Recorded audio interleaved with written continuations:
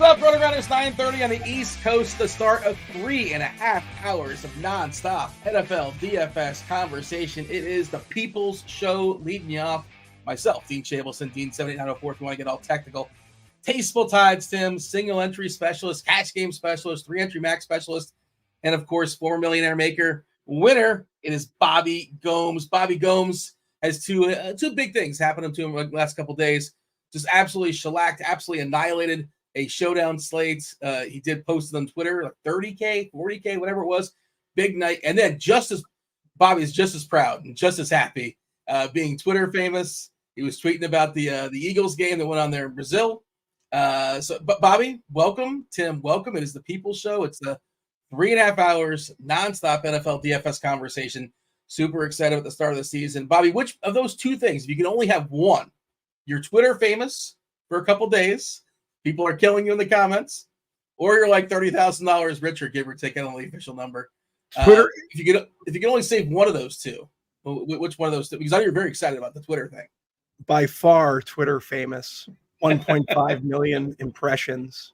Can't top it. Do you know what engagement farmers in this industry, the DFS industry, would do for that kind of engagement? Do you know?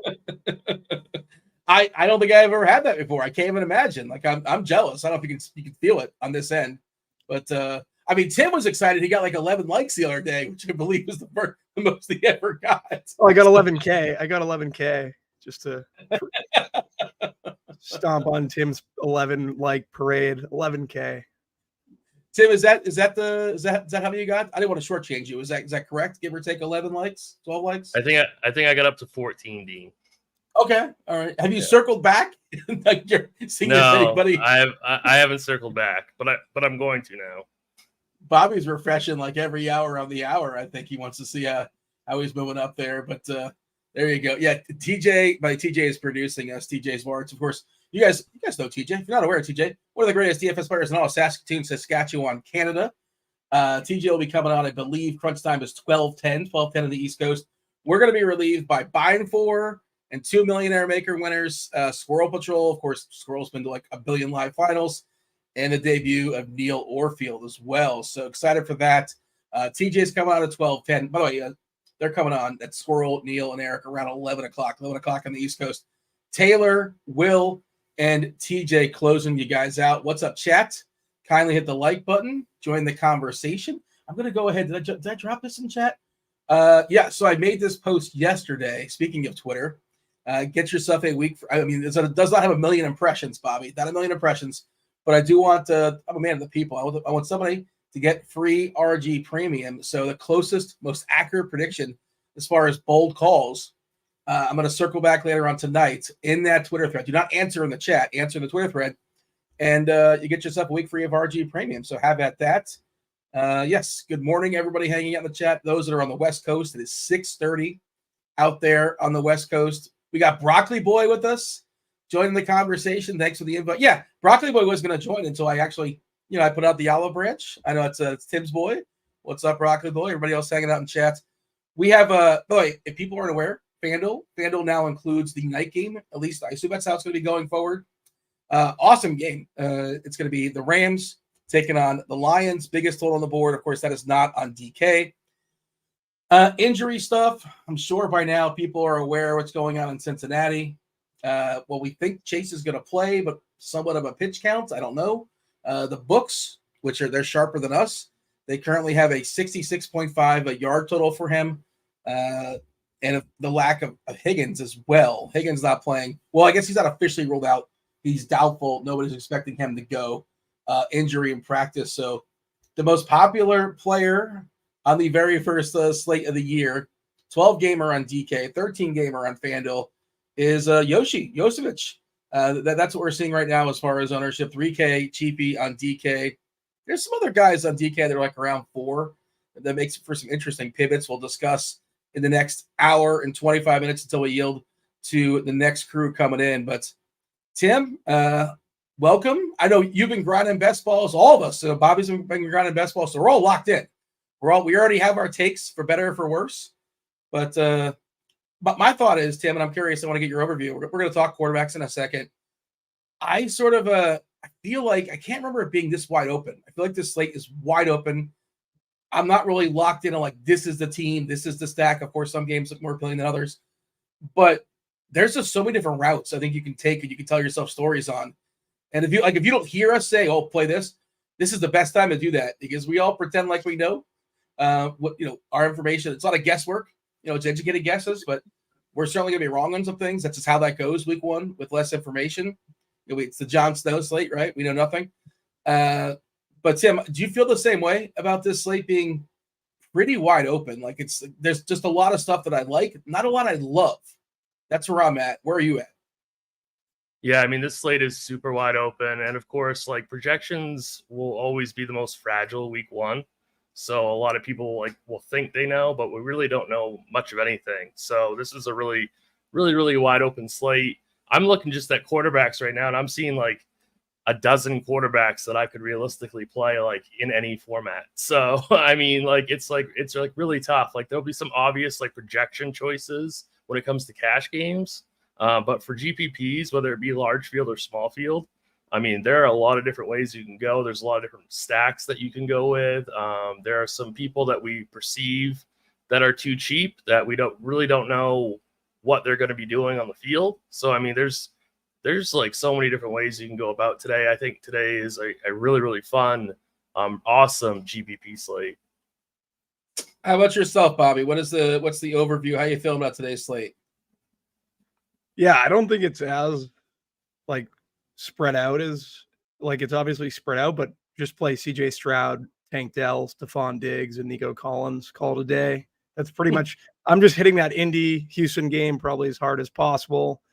You could also go to Tampa Bay and Washington. I think that's a really good game. Giants, Minnesota. I know some people are going to tout Daniel Jones, not maybe on this show, but you'll hear it around the industry. I'd probably throw up in my mouth before I had to play Daniel Jones. But You're taking shots at Noto, by the way. Not to cut you off, I apologize, but yeah, Noto was on the Tournament Takes podcast with you over the weekend yesterday, and he was touting Daniel Jones. I know you listen to the Low T show, Dean. I didn't think we would be able to get your listenership, but I'm happy we did. Yeah, I gave you a like and everything, Bobby. There you go. You feel free to give it a refresh and confirm. But yeah, and was that kind of a subtle jab at Noto? Noto's a really sharp dude, and Jones is really cheap. And Neighbors, I'm told, I'm not a big college football guy, but I'm told he's spectacular, and he's got a pretty good tag as well. 5'9", I believe, on DK in the 5s. I want to say on FanDuel, maybe the 6s on FanDuel. But yeah, go ahead. I like Neighbors. I can't bring myself to play Daniel Jones week one of the NFL season and just burn my money. Yep. Yeah, I get it. And we'll talk about the Stroud situation. People make fun of me for my biases. One of my biases is I just don't like to play quarterbacks that can't move. He can move, obviously, but to different degrees. You're almost never going to hear me tout Derek Carr or the likes of those kind of, even like a Joe Burrow. He can move, but not as much as the other guys. They can get on the podium, but what are the chances they're really the top quarterback? And I want to hear more about your Houston take because figuring out who to pair Stroud with feels pretty tricky as well. But that does look like one of the more appealing games on the board, Houston and Indy. By the way, we do have the People's Parlay this year. It just officially hit Twitter. Speaking of Twitter, we were just talking about. I really messed this up. I want to change my pick. I really messed this. I wasn't paying attention. I was with my kids. I don't like my pick here. I don't like my pick, but you guys are pretty solid on your picks. I might leave mine out. Well, that is my official bet slip, and I did get I sent it to Alan, who does our social stuff. Here's the thing, though. It's a win-win for me. I feel pretty good about my pick. The Dolphins, just bet the Dolphins early in the season at home. They have a ridiculous cheat code when it comes to how the stadium is built. They throw the other team in the heat. Now, it's probably better advantage, I suppose, when you're taking on a team that's not from Florida, that's used to humidity, but even South Florida has got to be distinctly more humid than Jacksonville. But yeah, it's a massive home field advantage. If you look at their against the spread stuff, the first month of the year at home, wildly favorable. So I like the Dolphins today. Tim, you have the Titans. You can talk about that in a second. And here's the thing, Bobby, is that even if it doesn't hit, I bet it. That win-win. I can just blame you and yell at you all day. So either way, I want it to hit. I want you to be correct. But you have Dowdle over 29.5 rushing yards. This was bet yesterday, so it's possible these numbers change the tick. Obviously shop around as far as the book that is most favorable for you. I'm in Florida, so there's only one book. This is what we had. We talked about that, Tim. We'll kind of dig into it later, I suppose. But Dallas and Cleveland, low total, two good defenses. But according to Derek Carty, the blitz, a lot of pace expected in that game. Tim, why did we like the Titans? Why the Titans at Chicago getting 3.5? You got the hook. I think you were telling me you got 4 some places. So I got that 4. I think it's still 4 on DraftKings right now. I'm not sure though, but yeah, I'm just a little bit, it's Caleb's very first start. The expectation for him to cover 4 points. I know he's got a great wide receiving core, but I mean, I want to see him prove it before I bet on him. So I'm going to bet against him. I don't think the Titans are as bad as people think they're going to be. So I do have a little bit of faith in them. I think this game is going to play within a field goal. And I don't see the Bears separating in this matchup.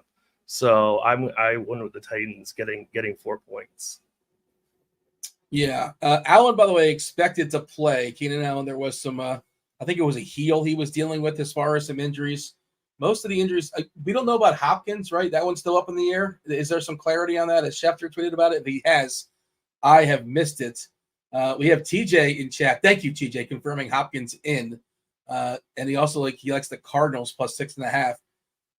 I don't like betting high totals, so not early in the year, but I feel like that Arizona Buffalo game, I mean, it looks like a shootout with Allen versus Murray, and that's probably a good lead in into our quarterback conversation, Tim. And you said what, 12, 10?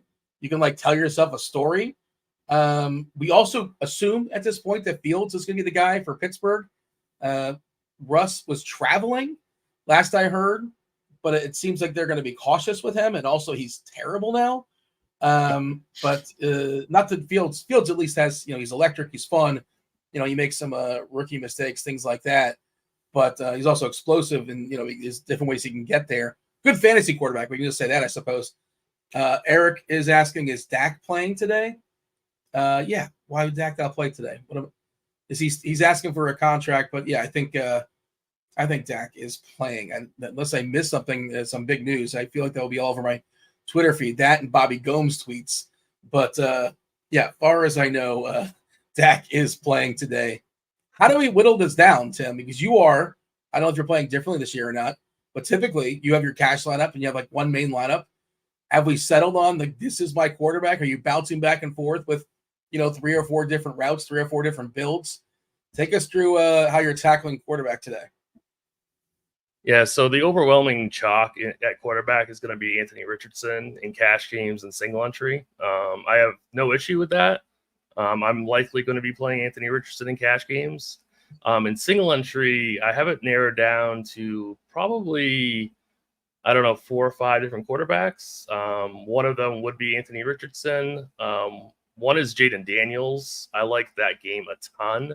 That Washington-Tampa Bay game, I love that game a lot.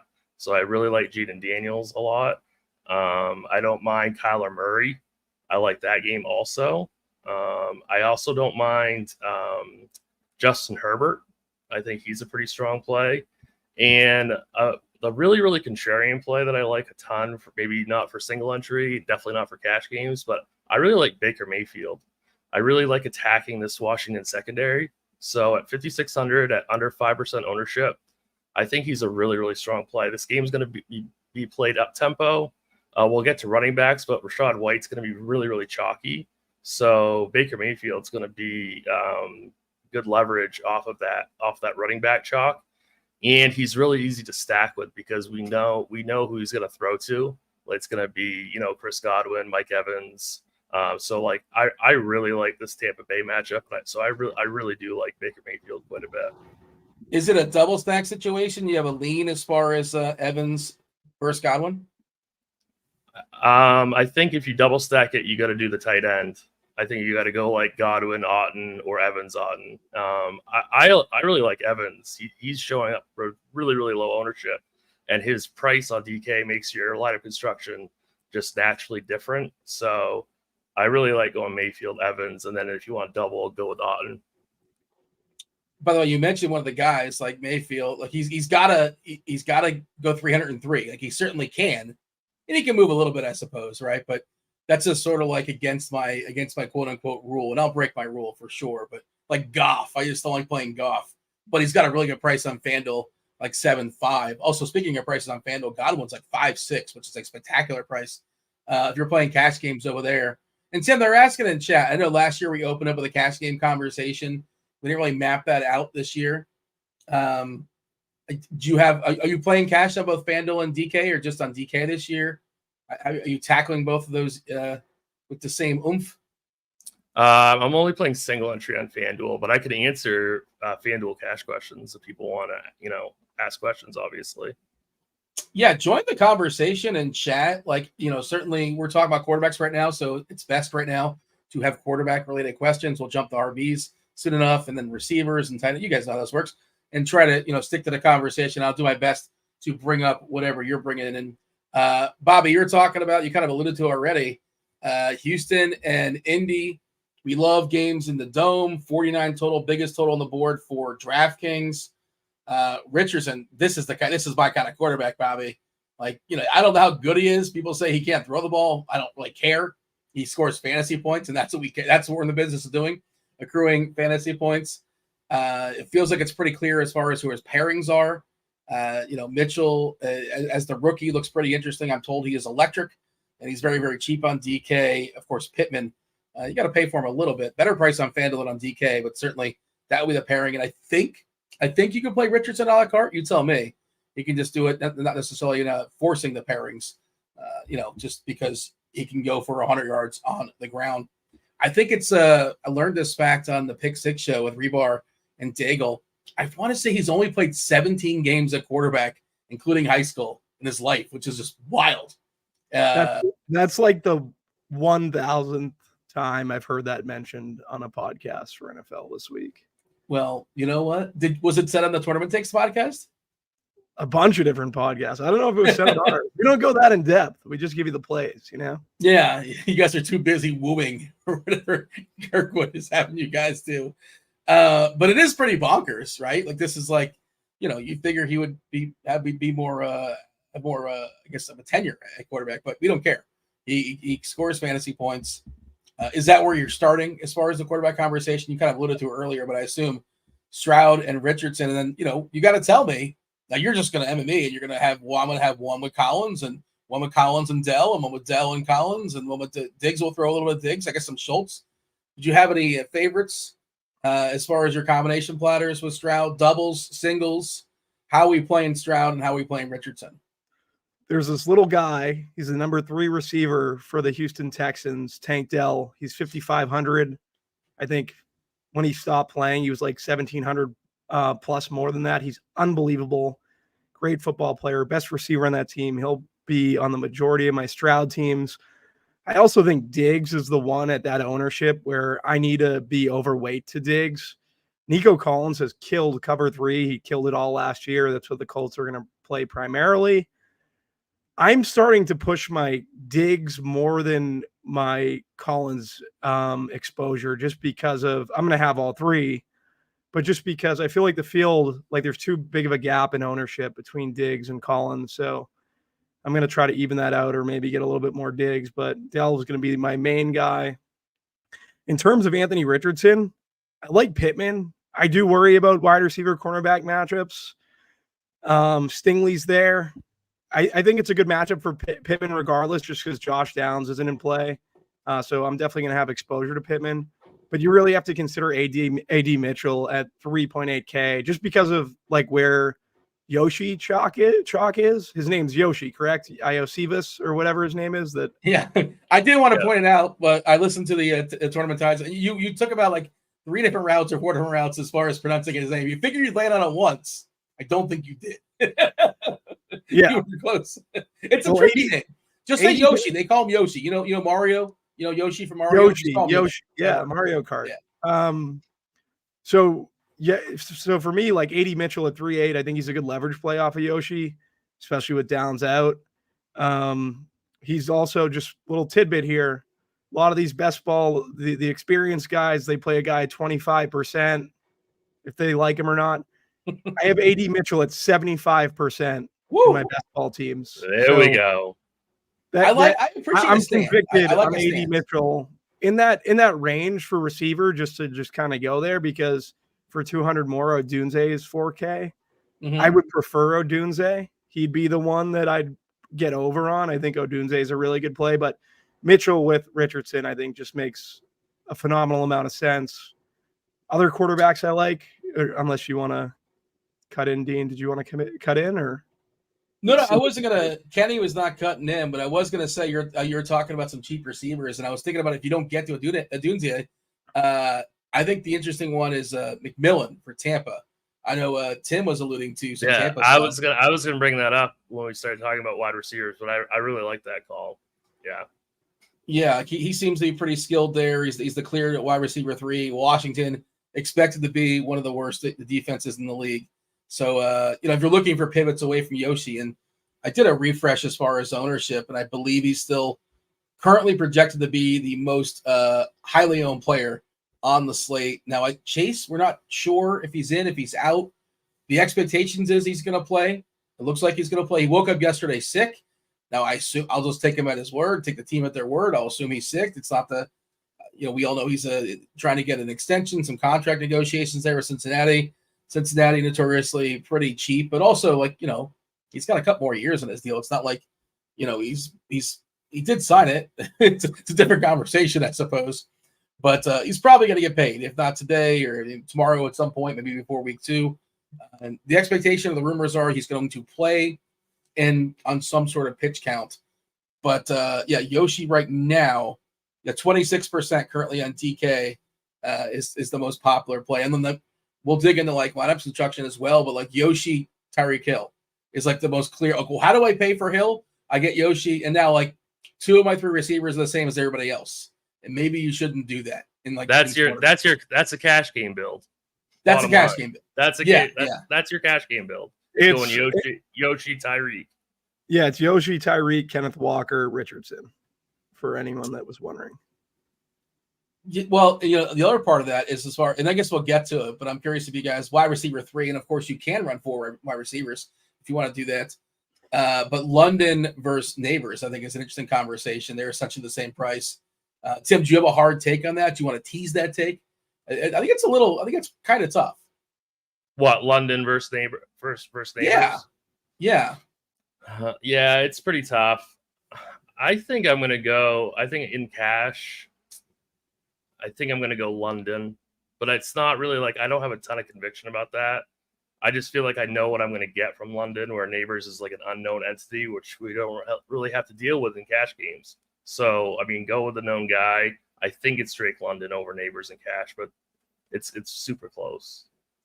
Quarterback ownership is notoriously pretty well spread out, and I don't care too much about ownership, but it is worth noting we have Richardson right now at 16% on DK, Daniels at 10, just a really good price at 5.7. Fields, and by this is no surprise, right? I'm not coming up with anything new. It's all running quarterbacks, right? Richardson 15%, Daniels at 10%. The rookie Fields, we're projecting him in. He's 5K on DK, which really opens stuff up.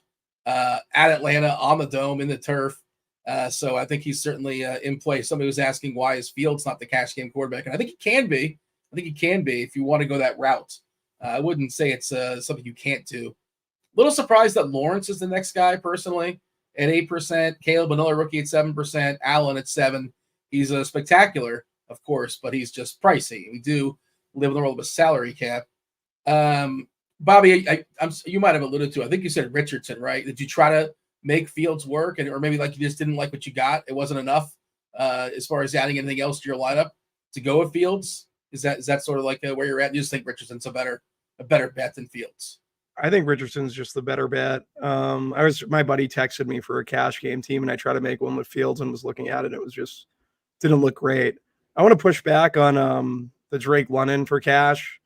I get it for cash games. In tournaments, I think it's Neighbors all the way. I think you want to have more exposure to Neighbors. London's going to be covered by Joey Porter Jr., shadowed. He was fantastic at the end of the last season. And I think that does open up another value receiver in Darnell Mooney. I think for the Falcons, I think he's someone who I would have interest in. This is more for tournaments. This is definitely not cash games, larger field tournaments. I think it just might funnel some targets his way, especially with Kyle Pitts. We have Kyle Pitts as like the cash game tight end, correct? But he's dealing with a hamstring injury. So it's uncomfortable. It's uncomfortable. I don't like him as like super chalky. We'll have that conversation. There's a lot of opportunity. He said on Instagram or a tweet. Right? I'm sorry. Go ahead. Say it again.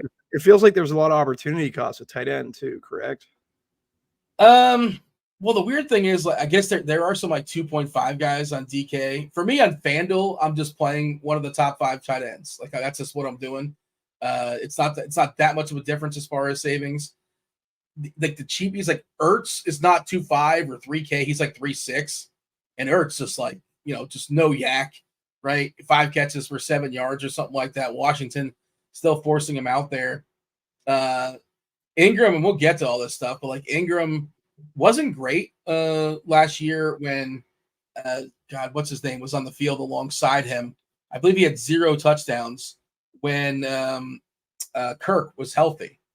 Don't quote me on that, but I think that's when he excelled when Kirk was on the field. Doesn't mean he can't do things, but he's also one of the guys getting pumped out as the cash game tight ends, which I think are fine for cash. Pitts did like tweet out or his Instagram or something because people were freaking out about that injury, about the hamstring, and he just kind of LOL'd it essentially. So I assume he's fine, but we've been dealing with weird things with him. It seems like for a while now. Kincaid probably. What about Mike Gesicki in cash at 3K? I think he would get a bump, of course, if Chase doesn't go, but yeah, he's probably going to get an extra target or 2. Is he on your cash game lineup right now? I'm thinking about it. I think it's Munt in cash. That's another one too, which is just ridiculous. It's just opportunity. He's going to be on the field. Yeah.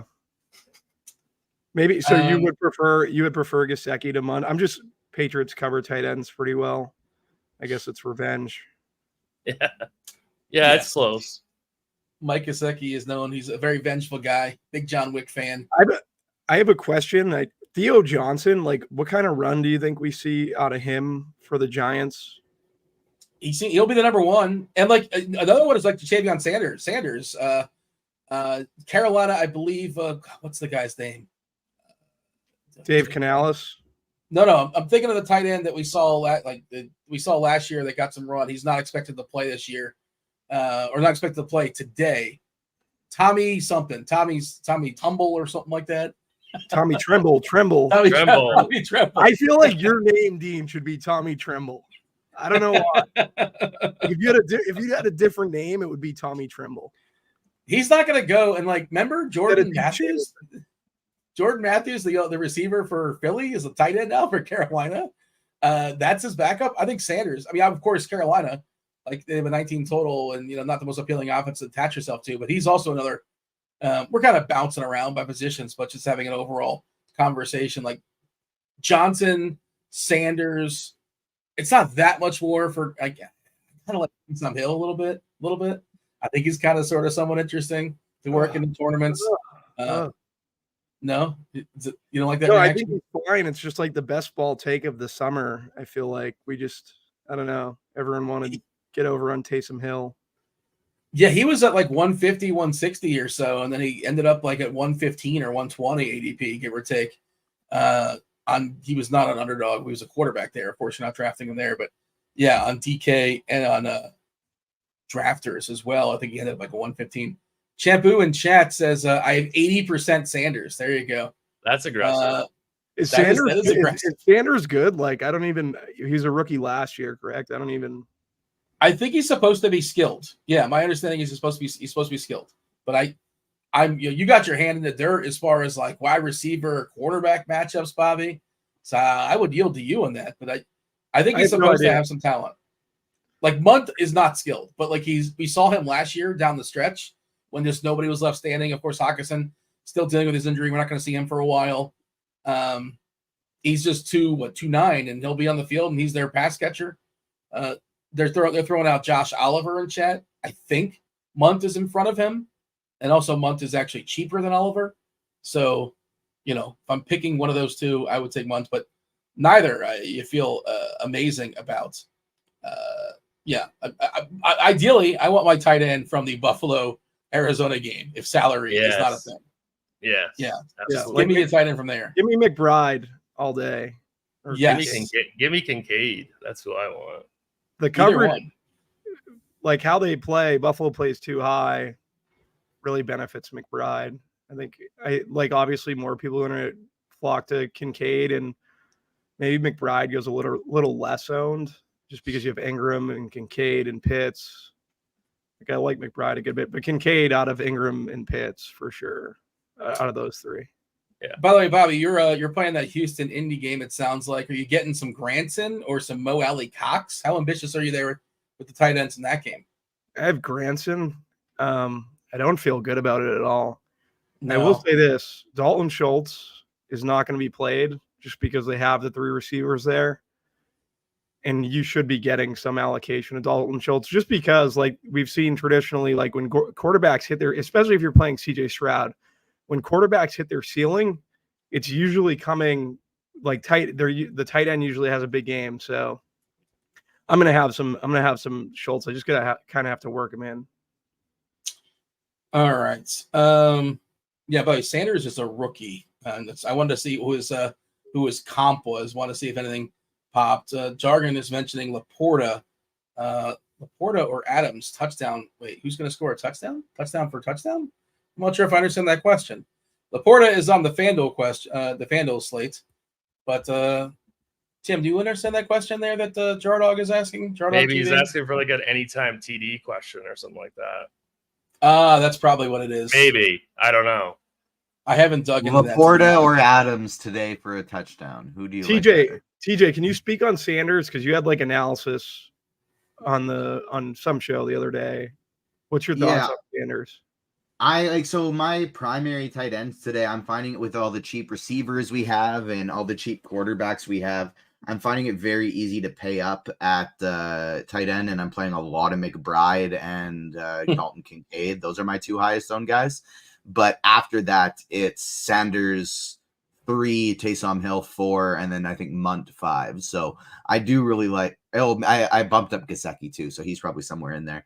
I reset my HQ so that I could screen share so that all my stuff wasn't there, but now I don't actually know what my exposures are. And so fingers crossed I am able to get that sorted out. But oh no, never mind. I do still have it here in a different tab. So yeah, I have 7% Sanders, not getting to a ton of them, but I'll be a little bit over the field probably. I just find it much easier to pay up. I have 30% Trey McBride. Yeah, are you Sanders with Young? Is Young in your pool? No. Okay. Didn't think so. Just so many good quarterbacks. It was like you guys were talking about. It's so hard to narrow it down today. I have 1, 2, 3, 4, 5, 6, 7, 8, 9, 10, 11, 12, 13 quarterbacks in my 150 max. Who's your most popular quarterback? Fields, Burrow, and Richardson are tied. Burrow. Wow, are you playing Chase? Everybody's playing Yoshivas today. Yeah. And so as it stands right now, I have 3 or 4 chases in 150 lineups, but I love a full stack of Burrow, Irwin, Yoshivas, and Gesicki. All of them are below 4K. If that's what I do if I'm playing a quarterback like Burrow who's not going to run, right? If he's going to be optimal, it's because he throws 4 or 5 touchdowns. And so I want all the guys he's going to throw the touchdowns to. And so Burrow, Irwin, Yoshivas, and Gesicki, all of them are sub 4K. I can play Jonathan Taylor, Bijan Robinson, and Tyreek Hill all in the same lineup. Can I give you the best pass catcher on Cincinnati today that you didn't name? I don't think Burton's going to see the field. Chase Brown. Oh, I have lots of Chase Brown. Yeah, I think Chase Brown's along with I think Chase Brown at 5K is a very interesting play. I like the Patriots defense today for what it's worth versus the Sharks. Well, you were accusing me, Bobby, of picking buzzworthy best ball players, and look at you now you're touting Chase Brown, the most buzzy player of the offseason. he's another guy that worked his way up like 30 spots. I think that you can pass catching running backs can get at that defense a little bit. So I have 17% Chase Brown right now. Yeah, I like Chase Brown a good bit. But Moss was the free agent acquisition. I don't. It's not the sexy play. Moss is not nearly as sexy as Brown, of course, but I think Moss probably outscores him. But I don't disagree with you. I think Brown is probably flashier in situations like this when a team hasn't. Like Moss hasn't played with this offense, and now they're basically taking out all their integral parts from last season. Like he's going to rely on the guys he knows. I feel like that would be that's like week ones. I feel like I remember way back, Julian Edelman was going into Buffalo, and he's like the Patriots' #1 receiver, and he had like a ceiling game because Brady looked around, and he had no one to throw to, and there was Edelman that he just was comfortable with. You know what I mean? Not that I'm saying Chase Brown is that much of. Like, obviously, he's not Julian Edelman, but I'm just saying that he's someone there that he can rely on, I feel like, because everyone else is kind of a moving part outside of Chase. Or you just throw to Chase. TJ went away. My only counter to his triples for Cincy is that you need New England to punch back. Like, you need them to punch back, and I don't know how much they're going to punch back as far as their offense. And if you're running triples, I guess you're probably supposed to run it back with one player on New England, which I guess you can. But like, they have a team total at 17, and we can be wrong. We can just be wrong. You don't need to because of how cheap they all are. I think that's only the case when I'm playing somebody that like I'm using up some salary and I'm sacrificing something. But I don't feel like I need that run back if they win 28-7, if they win 35-7, something like that. Because I'm going to have all these expensive players with them. So it's like I'm already using the cheap players. And there are no expensive players for New England, and so I don't think you need it. Do we hate Douglas as a run back? They were beatable in the slot last year, Cincy, but that would really be it. I just don't think it's necessary with so many good receivers. I like Ramondre. I considered it. I like Ramondre because I like pairing him with Patriots D, and no one's going to play either. So yeah. Patriots, the big selling point for them is their price, though, right, Bobby? I assume, or you think they're actually good? 2.6. I think they're good. Yeah. I think people are worried about the pass rush losing Judon. The kid White, I forget his first name, absolute beast. So I'm not really worried. Defensive minded head coach. They are going to Cincinnati. I actually think the Patriots can pull an upset in this game, just with how everything's kind of broken away from Cincinnati throughout the week. Bad mojo in Cincy. Yeah, bad mojo. So yeah, I think that would be conducive to like obviously Stevenson and Pats D, I think would be the biggest beneficiaries. Yeah, I mean, I think New England can pull the upset too. I just think it'd be like a boring upset. It's just it's gonna be terrible. It's gonna be terrible. Yeah, I don't know. You guys are red zone. I'm not going crazy on Ramondre Stevenson. The Patriots D is the one that I think is interesting leverage, just playing it into the chalk. And it's the highest variance position. Yeah. So for sure, like, and whatever, we don't know. One play, one goofy play, one goofy bounce, and you're there. As far as defense. Oh, I did do a player profiler. I want to see the comp for the Jatavion Sanders, and according to Player Profiler, I don't know if this makes you more excited or less excited. Luke Musgrave is his comp. So get excited. I thought he'd be more athletic than Luke Musgrave, but maybe Musgrave is more athletic than I thought. More questions are rolling in. It's trying to keep him quarterback centric. Bobby, let's close out quarterbacks and move on. But obviously we're kind of bouncing around as well. Lots of different ideas, just like overarching thoughts. But who's I guess you've kind of already let us know the quarterback you're going to be well over the field on. It's whoever's quarterbacks that are playing in Indy. And is there any clear cut fades? What is your pool at? Do you have it whittled down, or are you still kind of figuring it out? What number? One. How many actual quarterbacks do we have in your pool? One. What? Oh, one quarterback? That's it? Richardson or Stroud? Stroud. So no, I'll probably move it to like 3. I like Tua. How many teams you making, Bobby? 150? No, I'm gonna spread it. I'm gonna end up. I know who I think Stroud's just like the play that I want to be over on. If I have to go through them, it's probably Stroud, Tua for sure. I like Tua, especially when you get like Tyreek leverage, because Tyreek's gonna be so chalky. Tua doubles, I think, are interesting. If you think about it, like Jalen Waddle was the leverage play off of Tyreek. Everyone's trying to make work.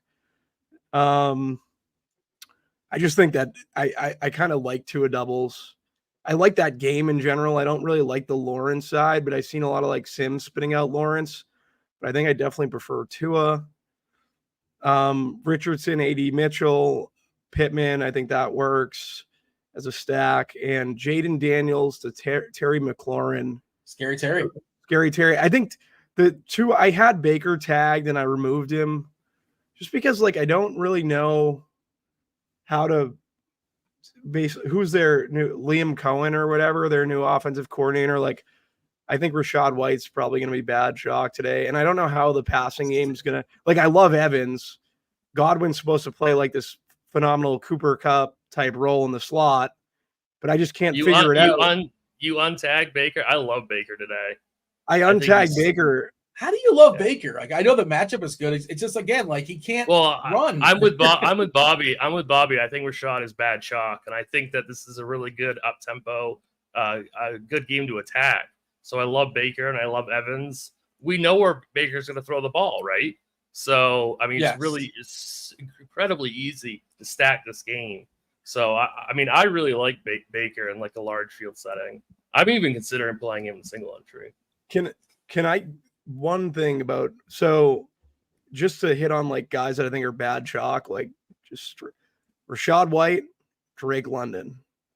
That's where I'm with you on White, definitely.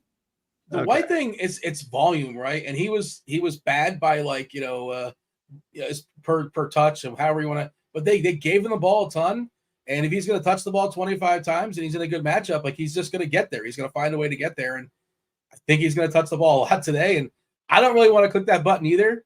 And I think behind him, I think Bucky's going to threaten at some point. Supposedly he's talented, the backup running back, Bucky Irving. There's really nobody there last season, right? But, it's not really talent at running back. They're all talented to different degrees. It's just he's going to have this massive opportunity. He's a home favorite. We like home favorites as far as running backs. Their coach called him among the elite running backs in the league. So are you trying to say their coach is wrong? What is he going to say? That guy sucks over there when he gives the ball 30 times. We got to get Bobby and Cardi on a show together, because all the players that Bobby doesn't like and thinks are bad chalk are all the ones that are popping the most on the blitz. Well, I love the blitz. Like, don't get me wrong. I love the blitz. You're going to lose access, Bobby. You better watch yourself. It's easily my favorite. He also loves Alvin Kamara. I don't really love Alvin Kamara. Yeah, that's the one I'm off on. I'd much rather play like Bijan, Kenneth Walker, Achane. Those guys are the guys that I really, James Cook. Like those are the guys I want to play. If they're going to be lower owned, then I don't know, maybe I can rethink Rashad White, but they were just so flip-floppy on Rashad White over the summer with Bucky. I think Bucky schematically might fit Liam Cohen's offense a little bit better. I don't think it's going to happen. Today, maybe week 5, right? Yeah. Well, you mentioned your boy Achane. You talk about Tua as well, like Tua doubles. Like you could play two. They're talking about splitting Achane out, and you look at their receiving depth. There's no Beckham today. Beckham's on IR. Not sure which one it is. I think it's IR for football. And then Washington's out as well. The other one that's kind of one of the fun flyers who was really good in college. Their wide receiver 3 today looks like Braxton Berrios, Grant DeBose, Robbie Chosen, the old school Robbie Anderson. Well, it looks like he's going to, you're not playing these guys, but point is they're really, really thin at receiver. And Miami, they do a spectacular job of getting the ball into the hands of the players that should have the ball in their hands. And you know exactly where the ball is going for Miami. Hill, Waddle, I guess Achane. We'll talk running back in a second. But, yeah, if you're running some doubles, just work some Achane in. And the Mostert conversation, I think it's really interesting, too, because we're all just forgetting how good he was last year. Yeah, he's old. We like Achane. He's much sexier. But Mostert might siphon a couple touchdowns at the goal line. Let's go ahead and talk about running backs. Before we do that, I do want to tell you guys about Splash Sports. Skip the trip to Vegas. Splash Sports hosts NFL Survivor and Pick'em pools every week, available in 34 states and Canada. Shout out to producer TJ in Saskatoon. Start with their $1 million survivor pool in week 1. Pick one winning team each week for a chance to win $1 million. Remember to not use the same team twice. Join us in week 2 for the RotoGrinders Survivor Revival Tournament. $20 to enter with over $20,000 to be won. Plus RG premium prizes for the top 20. Check the links in our description for more details. For even more details, though, stay tuned because Chop is going to tell you just a little bit more about Splash Sports. What's up, everybody? Chop here, talking to you about a new fantasy site that's out there, Splash Sports. They do a lot of different stuff, but I'm specifically talking about their big $1 million survivor pool this week. Now, this is splashsports.com/RotoGrinders if you want to go to it. $1 million prize pool. What it is, you pick one NFL team each week just to win. Not by the point spread, just to win. At a certain point, you got to start picking 2 teams so they can whittle it down. Once you lose, you're out. But as long as you win, you'll keep surviving, and maybe that $1 million will be yours. Let's get to it. My week 1 pick on the money line, I'm going Cincinnati Bengals. Picking on the Patriots here, taking the Bengals, knocking them off my list. That's that. I'll be back next week with another pick. Until then, check out Splash Sports, please. Chop going with the Bengals. I think that's going to be the chalk this week. Another one I have, I mean, it's a couple different of these kind of contests, is I think Seattle. I kind of like Seattle versus Denver. And if you want to be really, really ambitious, if you want to be that guy and root for chaos week 1, well, I guess, never mind. I was going to say betting against the Jets, but that's a different kind of league where you have to pick the loser.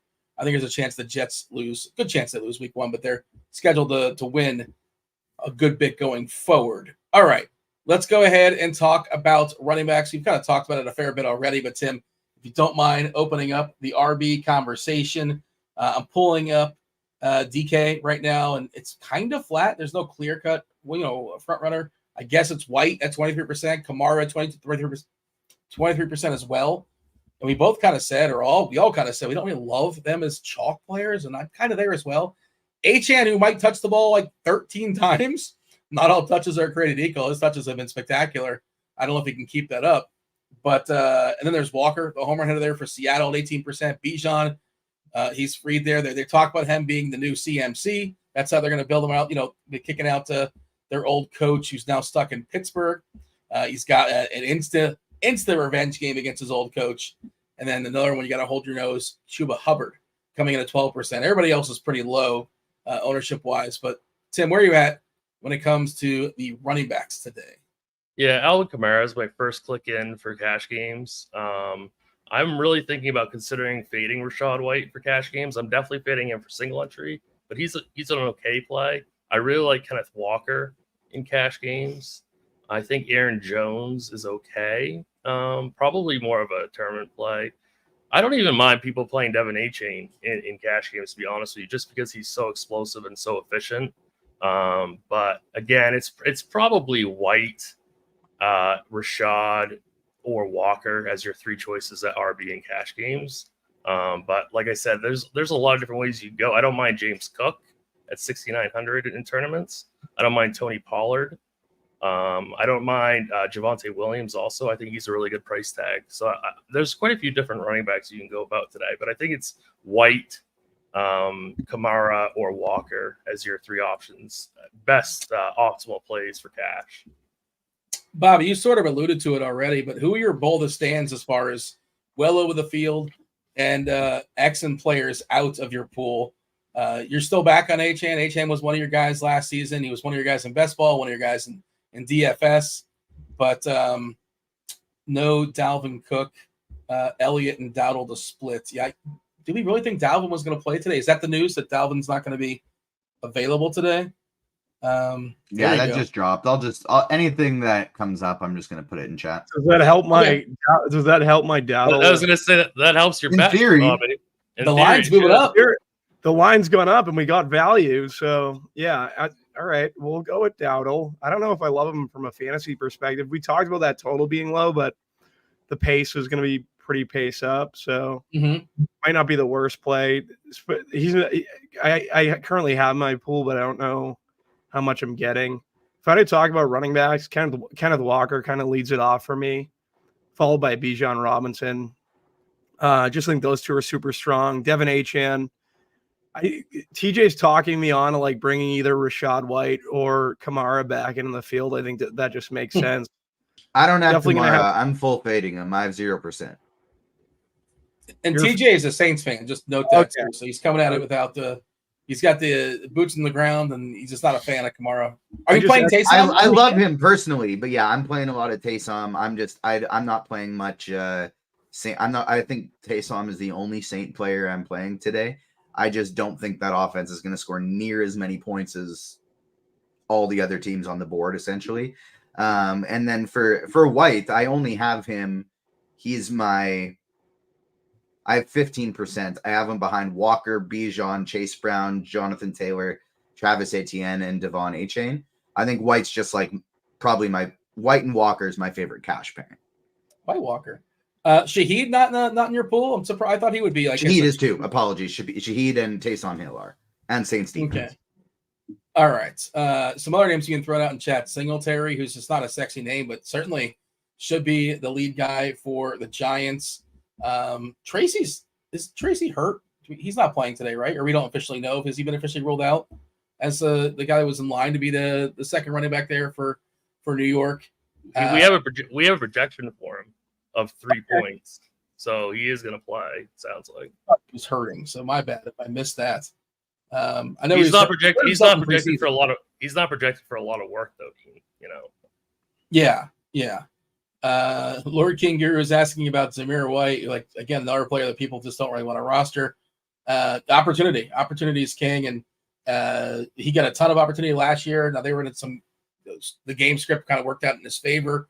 Coach kind of went out of his way to talk about how like 100 yards are important for a running back. I don't remember that when Pierce was like, we got to get our guy 100 yards. Like he wants the 3-point bonus on DK and on FanDuel, which we appreciate. But like he will keep his running back out there, even if, again, we got to get him to 100. That makes a big difference as opposed to 90. But whatever. Hey, if that's an edge, so be it. Tim, jump in here as far as RBs. Big stands for you. You kind of alluded to a couple before. You know, people obviously didn't necessarily jump on when we jumped on, but give a little bit of a refresh as far as your take from running backs. Bring some new players into the conversation. I'm seeing James Conner thrown out there. I know he feels like the bell cow, like well ahead as the RB1 in Arizona. You know, do like that game environment. Probably playing down at Buffalo, but that game feels like it could be a bit of a shootout. Any other names you want to add to the conversation, or any big stands you're taking at running back? I think I'm going to be fading Rashad White in cash games, which is going to be really, really different. I think I might play Achane in cash. I don't think he's going to be that popular in cash game settings, so that might be my pivot in cash. I really like Javonte Williams in tournaments. We know Denver loves to check down the ball, so I really like him at 5,500. Not a cash game play, but definitely in GPPs. I think Kenneth Walker is probably like your safest bet in terms of like overall, like, you know, hitting his median projection. So I really like him in cash games and GPPs. Trying to think, like, I like Bobby and TJ talking about Chase Brown. I think, you know, with that whole wide receiver situation in flux, so one of these backs might have a really, really big game. It could very well be Zach Moss, but I prefer Chase Brown a lot more. I think this whole Chargers situation backfield is really, really interesting. Like J.K. Dobbins at 4,900. Like, we don't really know what's going to happen in that. So in large field GPPs, I think if you embrace some, you know, variance of volatility and get that situation right, I really like J.K. Dobbins at 4,900. I think he's another guy to at least consider. Really, after that, I would want to know what Bobby has to say about Jonathan Taylor since he's so high on Houston. Are you doing any like Jonathan Taylor bringbacks with your stacks, Bobby? I think you're on mute, Bobby. Bobby is on mute. I only have him currently at 12%, and I'm just playing him there. That's all I have him for currently. I have a question about the Denver backfield.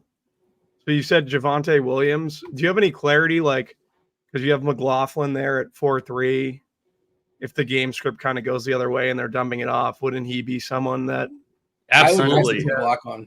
Yeah, that is a good point. But I mean, I think it's the same thing as the Chargers situation. Like, if you get exposure to both sides, both backs in large field GPPs, and you get it right, they're going to crush their projection. So I think getting exposure to both is a completely fine play for large field. Good call. I wanted to take on a. I'm sorry. Go ahead, Bobby. No, I appreciate the insight because I was trying to figure that out like right after they're just so cheap, Bobby. Like if you take a little stand on McLaughlin, a little stand, a little bit of Williams, a little bit of Dobbins, a little bit of Edwards, like they could end up getting you 20 fantasy points, which is going to be enough in a large field setting to ship a large field tournament. Yeah. So the McLaughlin price at 4.3, like Chase Brown was my favorite, like cheap running back that was going to be off the board. McLaughlin's kind of like moving neck and neck with him the more I think about it. Just because it's just Williams and McLaughlin, right? And that run D. Well, I guess I guess they could give a little to Estime, I guess. I think this is one of the very best bets on the slate from our guy Charlie Wright over at Scores and Odds. Jaleel McLaughlin over 12.5 receiving yards. That's one of my favorite ones on the board of the entire Sunday today. Yeah, I'm working McLaughlin for sure. Yeah, and Williams. I think I'd prefer McLaughlin though, because just if it becomes a game script thing, maybe he gets the pass, he gets the checkdowns. Just thinking through it. Bobby, I wanted a Achane Mostert take because we're looking at Achane like 4-5x as far as ownership, 19-20%, Mostert around 5, and I don't know who the goal line running back is going to be for Miami, but if you're going to have me guess, they're coming out of a timeout, they're at the 2-yard line, I'm guessing Mostert's out there, and it's not Achane. Now, Achane can just take a ball to the house on like a 70-yard burst or whatever, and then who cares who the goal line running back is? He's crazy efficient. But do we have any Mostert takes? Like I think he lead the league in touchdowns last year. It was close to. Had a career year at age 30. I know running backs are supposed to combust at age 30. I get all that. But just everybody gets that, and nobody's playing him. And I still think he's in line for a pretty good chunk of RB touches. Am I selling you, or do you have him X'd out? Well, what is your take? I have him in. What do we have for his ownership currently? 5%. Yeah, as opposed to 20 for Achane. I would kind of get more than 10 to 15. We have producer Rob in chat mentioning, don't underestimate how much the Achane and Mostert will be on the field at the same time. Yeah, we touched on that earlier, that like they're so limited at receiver, and why wouldn't they just put the best players, most skilled players, and Achane probably be out there to catch some passes? So sure, this isn't me besmirching. I'm kind of doing like the ownership deal, but I just think Mostert's being a little bit too neglected. Do we have thoughts on Spears and Pollard? I just don't know how to parse between those two currently. My guess is Pollard 1 and like Spears 1A, but the second part of that is that I don't think Tennessee is going to be. I think they're going to be useful at some point this year, and their offense, where they built their players, appears like they're going to be passing the ball. Their two running backs are more pass catching first. You can argue that. Getting rid of Henry. I just think Chicago's defense is pretty good, and they might just swarm. And I think we're going to need them at some point, but I don't really love Tennessee today. You have a thought on that, Tim? I'm not really focusing on. I like Pollard for the year. I like Spears for the year. I like Pollard for the year. I don't actually mind Pollard today. I would lean heavier on Pollard overall. We have them projected pretty close. Personally, I would have Pollard a little bit higher.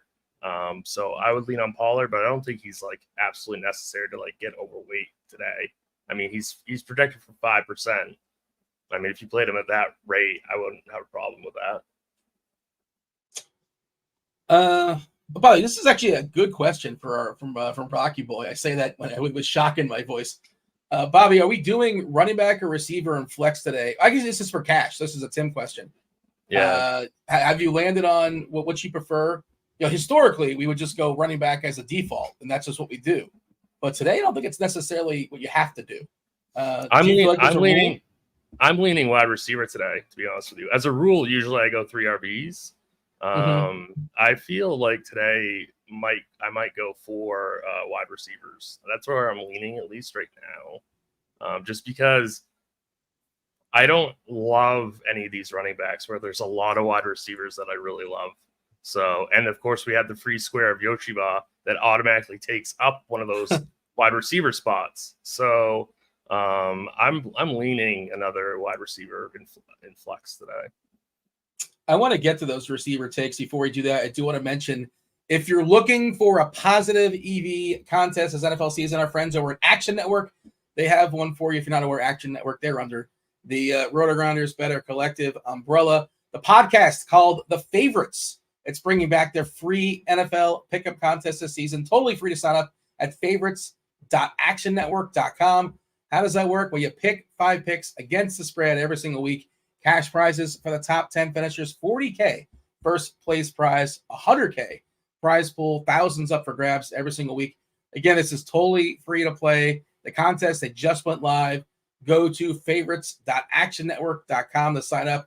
Compete for $100,000 prize pool. Receivers, Tim, touch on that. I guess I'd like to hear Bobby's take on that flex question though. Where are you leaning Bobby with flex? Are you forcing one or the other? Yeah. So what I usually do is just go to the blitz and go to percentile projections.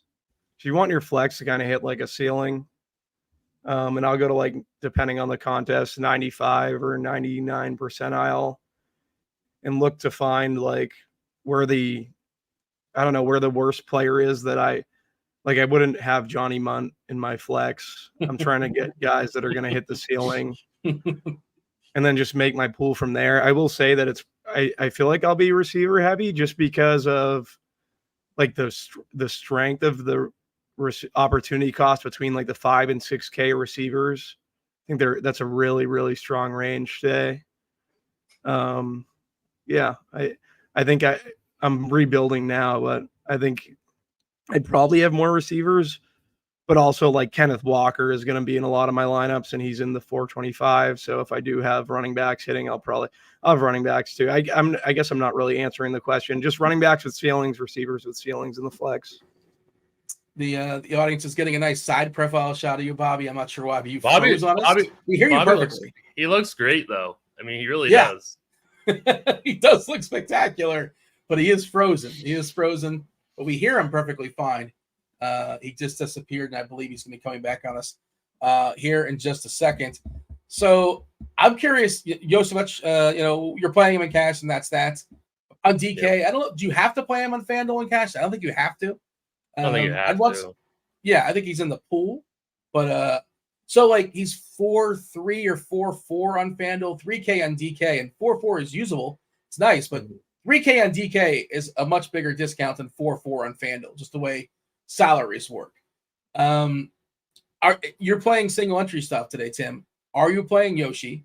And are you saying, well, if I'm playing Yoshi, then I'm not going to be playing Hill together, because that's what a lot of people they're clicking. If you're hand building, that's how you're starting your lineup. A lot of people put their cash game lineup in those single entry contests. And I think that's one way to be different, is to maybe don't play both those guys. It could end poorly, but Yoshi can go 5 for 50 and not get in the end zone. And okay, he doesn't kill you. He can put up, 10 DK points, but he's not separating you from the field. So how are you handling that? You can play Yoshi and Hill in single entry, but I wouldn't keep going with that same, cash game build. I wouldn't go Anthony Richardson, Rashad White, et cetera, et cetera. Like you can go Hill Yoshi, but you got to get different somewhere else. Like go with a lower owned QB WR stack, a lower owned RB, but play Baker Mayfield. Yeah. Like you could go Baker Mayfield, Mike Evans, Tyreek Hill, Yoshi. I'd have no problem with that. Like you can play chalky pieces. I mean, chalky pieces win single entry tournaments all the time. I just would not continue with that same cash game build throughout your entire single entry lineup. So yes, you can play Yoshi in single entry. I might go, depends if I really want to play Baker in single entry. I might pivot to McMillan over Yoshi. Like just That's if fun. I want to go like real crazy. I might do that. There's also, some other cheap options that we haven't really got to yet, but there's a lot of really cheap wide receivers today. Like, I mean, I really like Lad McConkey at 4,700. I think he's a really, really strong tournament play at 4,700. Bobby's guy, 80 Mitchell at 3,800. You know, I think he's a fantastic pivot. So it's like we don't necessarily have another 3K option, but we have tons of guys that are, you know, in that high 3, high 4 range that it's incredibly easy to pivot to. So I just want to say, yeah. I'm sorry, I didn't mean to cut you off. I apologize. Just wanted to acknowledge the FanDuel slate because Amon-Ra is an awesome play over there. Cooper Kupp is like 7K on FanDuel. If you're playing cash games over there, I think both those guys are really good cash game plays. Now you're playing Hill over Amon-Ra, so you might get into a salary issue over there. So I would play Hill over Amon-Ra, but both are spectacular. But Kupp is like just too cheap considering we've seen this. There's Rare Musical Gems and More just brought this up, and I'm looking at it on Twitter right now, and it does seem real. Apparently, Tyreek Hill is currently in handcuffs outside the Dolphin Stadium. Oh God. Well, Waddle's all of a sudden gonna Waddle and Achane. I mean, yeah. Achane, I mean, and Braxton Berrios. Are we talking Braxton Berrios? I was already playing Berrios for what it's worth. I had a couple quad stacks with Hill, Waddle, Achane, and Berrios with Tua, with Evan Ingram and Travis Etienne. He got arrested at the stadium? Yeah, literally outside on his way to the stadium. Him and Calais Campbell are in handcuffs. And so Etienne outside Hard Rock Stadium. Etienne might line up at the slot some in this game now. I mean, he might be like a wide receiver. Okay, I mean, developing story, but I don't know what's going on, but obviously, I don't think anybody official is even talking about it yet. It's literally just people on Twitter with videos. Yeah, that is strange. You probably on the way to the game. Yeah, I guess got to be on the way to the game, but this is I don't know. I'm not sure if it's a made up story or not, but we'll see. Well, we have plenty of time to figure it out. If we're not going to figure it out, what was the story? Sorry. Tyreek Hill is currently outside of Hard Rock Stadium in handcuffs, getting arrested. And so is Calais Campbell, who plays defense. We don't really, for our purposes. But that's kind of keeps bringing up Jonnu. Jonnu Smith is on there listed on their depth chart as the backup tight end. Smythe is the backup. Yeah, it's like a 1-1A situation. I think you better be slamming some Waddle overs right now. That's actually a great thought. Yeah. I mean, if that's real. I actually really even if he ends up playing, I think it's worth the shot just to absolutely smash some Waddle overs right now. Is this from like Ball Sack Sports? Like, what is the account? No, like it's literally it's all over Twitter with multiple people sending videos of different angles. Like it seems probably like the journalists are waiting for an official statement from either the Dolphins or the police, etc. But it's just like fans going to the games being like, "What the hell? Why is Tyreek Hill in handcuffs?" And he's just like sitting on the sidewalk in handcuffs with a bunch of cop cars around. Okay. I mean, yeah, we'll see. That's not a good look after signing a $90 million contract. Just throwing it out there. I mean, if he plays, he's probably going to have 300 yards now. Yeah. Who's the Jalen Wright, Dean? Does he come into play now at 3K? Well, he's a running back. No, not Jalen Wright.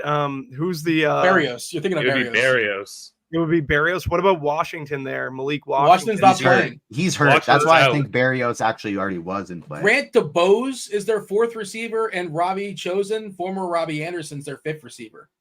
So I said it earlier. I don't know if I said it on the air. I was saying to somebody else in the Discord. Like, Miami really needs their receivers to be healthy this game. Hill and Waddle, of course, because they have so little depth, missing 2 other guys that they probably would have been dressing. Yeah. So stay tuned. In what 15 minutes or so, we have Erik, Neil, and Squirrel. Maybe they can figure it out for you guys. And if they can't figure it out, crunch time. Taylor, Will, and TJ are coming on. By the way, RG Premium, it's on sale. Get your first month of NFL Premium for $15 off. You can also get yourself a 6-month combo sub. It is $4.69 and change. That's for 6 months. It's $250 off the standard price as opposed to going month by month by month. You commit to us, you get $250 off. If you're not a fan of commitment, no worries. You can get a month of RG Combo for $120. And if you want just the old test drive, you want a taste of Combo, you get yourself a 3-day pass for $19 and change. Do hit that like button, do subscribe, do turn on those notifications there, and chat.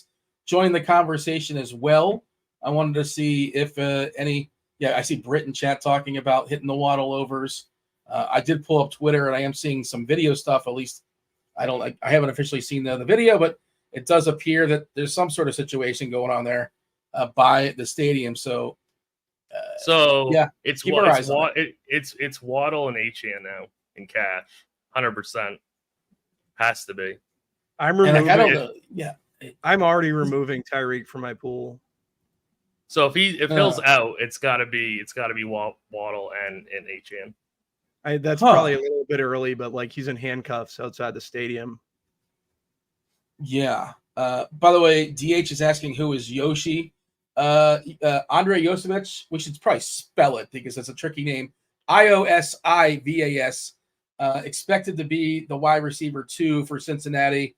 Trenton Irwin also lurking. There's no Higgins today. Chase, we didn't really get a report, but it appears he's probably going to play and probably going to be on some kind of pitch count. Of note, his receiving over-under earlier, at least about an hour ago or so, was 66.5. So if everything was clean and everything was good, it'd probably be around 80 or so. I'm guessing. So there is a hit built in. Yes, they do call him Yoshi. I think that's how you pronounce it, Josevich. Just makes it easier, but that's what his teammates call him. Bobby, Yoshivas. Yoshivas. Yeah. All right. I like TJ on the show. I like the 4-man booth here. Just throwing it out there. The people are going to be so tired of TJ, though, by the time he comes on, he's in the show because he's on for 3.5 hours. Been doing he's waking up a ridiculous hour out there in Saskatoon. But yeah, 3.5 hours producing. He's all over the place, TJ, doing his thing. Bobby, we didn't really get a lot of your receiving takes. We got them throughout the show, but anything you want to hammer home receiving wise? But Dan is in chat telling us that the Dolphins props have been pulled off the board, at least on DK. But yeah, we'll know. Actives and inactives come out 11:30.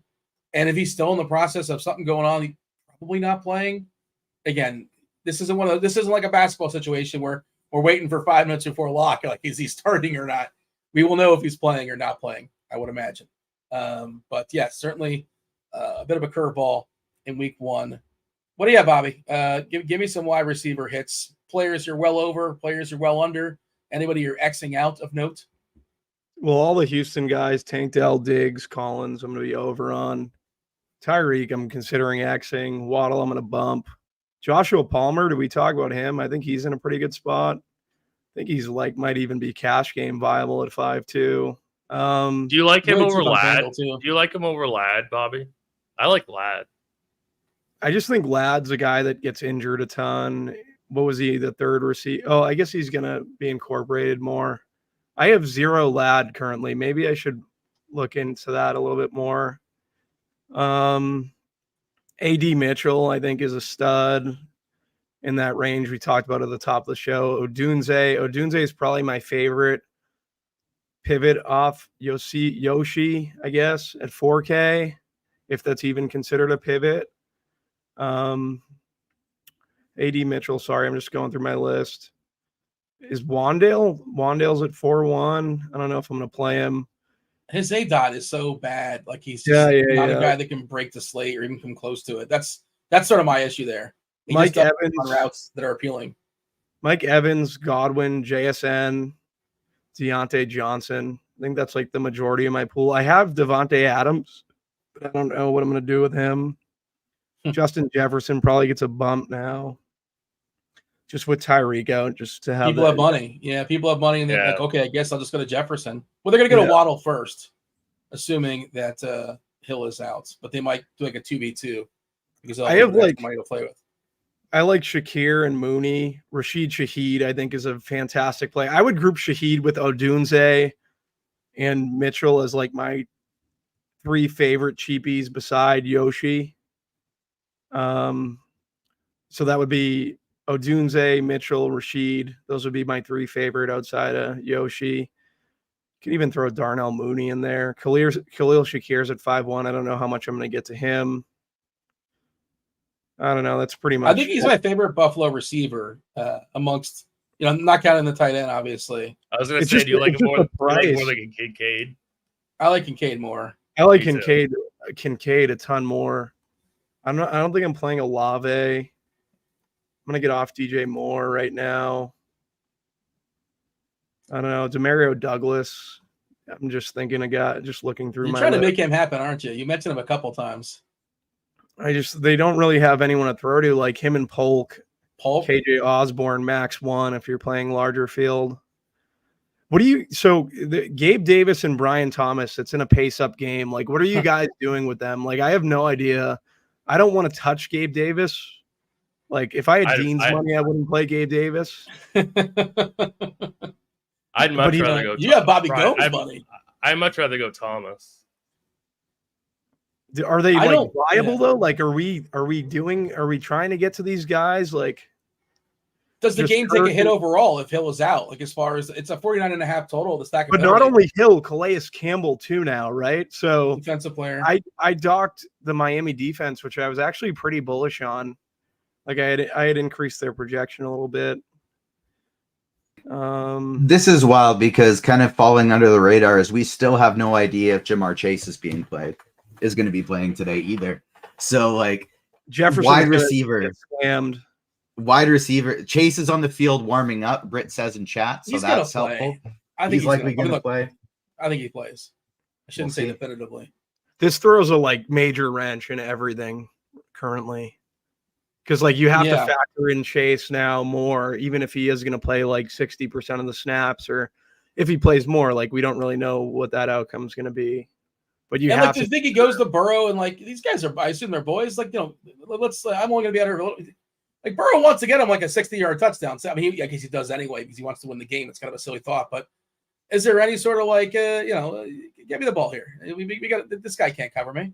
This is where we're gambling right now. This is extreme gambling. Not that I just think just the situation, trying to narrow it down in general without really any information or data. Marvin Harrison, any Marvin Harrison takes? Because I really like Kyler. I'm mostly pairing him with McBride. Harrison's DK priced down a lot of the rookies, but Harrison's got a. According to Drew Rosenhaus, Tyreek Hill's agent, he will play today. He was detained by the police for a driving violation. Don't know what driving violation would cause him to need to be in handcuffs, but Britt has it up there right now. Rosenhaus has been an agent down in South Florida for 30 years. If you're not aware of his history, wasn't that Terrell Owens's agent? Yeah. Wasn't he the guy? Wasn't he the next question guy? Next question. Yes. And supposedly he was one of the guys that Jerry Maguire was loosely based on. I think they might have talked to him or something like that. But that's I didn't know Rosenhaus was still an agent for top guys, but that's interesting. But I guess that's what an agent's gonna. Well, we'll see. I guess we'll see. All right. I don't know what to do with that, but maybe we change nothing, and maybe the ownership goes down now. We change nothing. Get Tyreek back in. Yeah, that was a lot of nothing. That was a lot of nothing. What do you guys think of Tyler Boyd? Any Tyler Boyd love? I don't know about that. Just larger field stuff. I don't know. Yeah. How much is he, Bobby? What about? I think Ridley's more interesting. 4,500. I think Ridley's Hopkins is a little dinged. I know we don't want to go by last year's data, but last 5 games, Chicago was getting eaten alive in the slot, I guess. I don't know. I've seen some Boyd highlights from Levis over the summer of the little highlights that I watched. So I don't know. The quote is that Rosenhaus does expect Tyreek to play. I just left Tyreek, and he is getting ready to play today. Getting ready to play. I mean, maybe we'll see. But I assume he plays now, I guess. Again, actives and actives coming out at 11:30. So the next show, they will know. They will be able to reveal to you guys but we're just doing a little bit of guesswork here. They are coming on. Go ahead, Bobby. I have a question. McMillan, can you get into McMillan a little bit, Tim? I kind of missed it. I'm sorry. I love him as a pivot off Yoshi because I really like that Tampa Bay stack. So I'm considering going to McMillan in my single entry team. Not my cash game team, but in my single entry team. I'm really considering going Baker, one of Evans, Godwin, and then McMillan as a pivot off Yoshi. It's pretty risky, but Yoshi's just going to be so high owned in single entry. Would you only play McMillan with Baker, or would you be willing to play him alone? No, I think you could play him alone.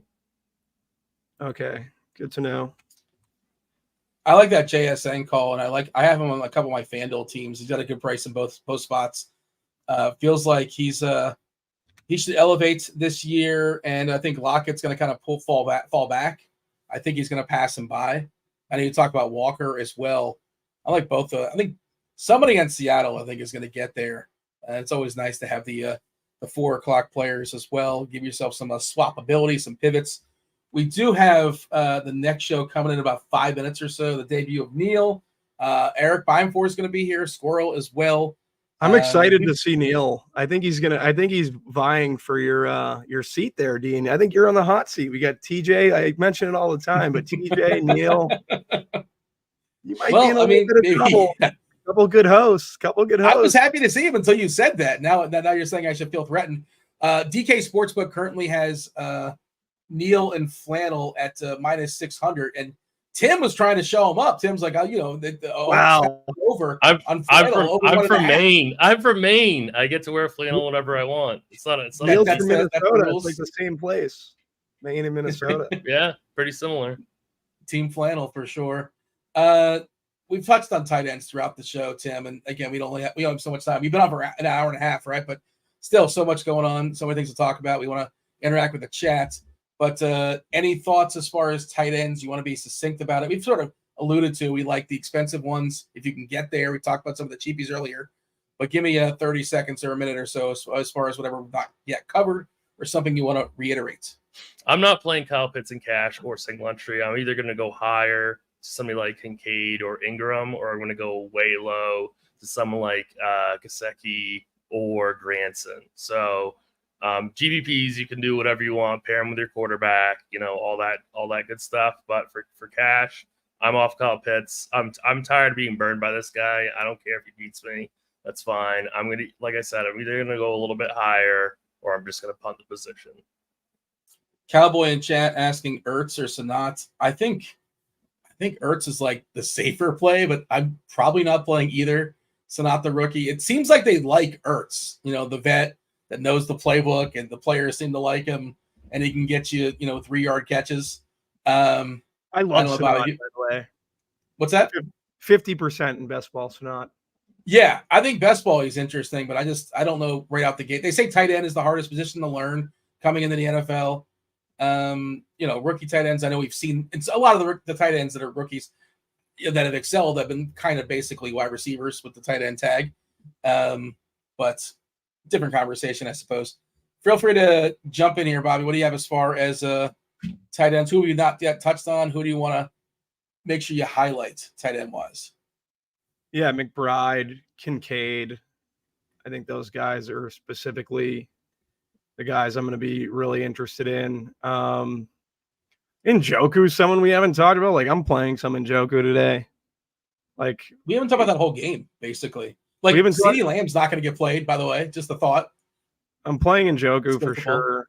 Evan Ingram. Spending up at tight end just makes the most sense the more I think about it. I think my favorite would be I love Kincaid, but I like McBride too. It's a toss-up. I'll go Kincaid. I think the field's going to be more with Kincaid, though, and just spend the extra 300 or whatever it is for McBride isn't the worst idea. Tim, you want to give me a hot take or like a favorite stack? Next show, they're coming in just a second. Before they come in here, we got to finish strong, leave on a high note. Give me like your boldest take, your hottest take, your favorite stack, something you want to end the people's show with. Yeah, my boldest take is Baker Mayfield and Mike Evans win the Millie today. Bobby, can you see that take and raise it? CJ Stroud and Tank Dell win the Millie today. There it is. Somebody said earlier, I'm on delay. I can't believe this dude is not like CJ Stroud. I wasn't giving that impression. I like CJ Stroud plenty. He's not my favorite. He just doesn't run. And I want quarterbacks that run. And he can go for 404, which he certainly can, but that's almost kind of what he has to do. Get over I don't. it. Get over it. CJ Stroud in a dome. I like him plenty. He could be on the podium. Is he gonna get the gold medal? Probably not. Somebody probably beats him. I want to say the name of the next. Probably not. Why are you gonna curse my CJ Stroud? You're trying to mush my plays here. I know. Well, it's just math. It's just math. Math tells us there's 24 quarterbacks, 26 quarterbacks on FanDuel. He's probably not going to be the top guy. But certainly, I'm not poo-pooing. I think he's spectacular. You love to poo-poo. You love to poo-poo. I would never poo-poo. I certainly wouldn't poo-poo the next show. I want to give the next show a title, but I don't know the name of the next show. But let's just go ahead and bring in GPP Final Takes. Okay. Should I have known that? I might have missed Been the same for years. Well, it's really hard to remember. This is so catchy. Squirrel Patrol, been to 100+ live finals.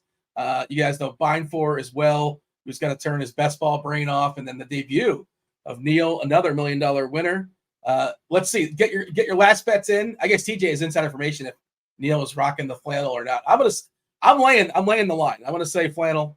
I don't have access. I'd lay the line. I'd lay the line for sure. Yeah, you're laying minus 500 on flannel.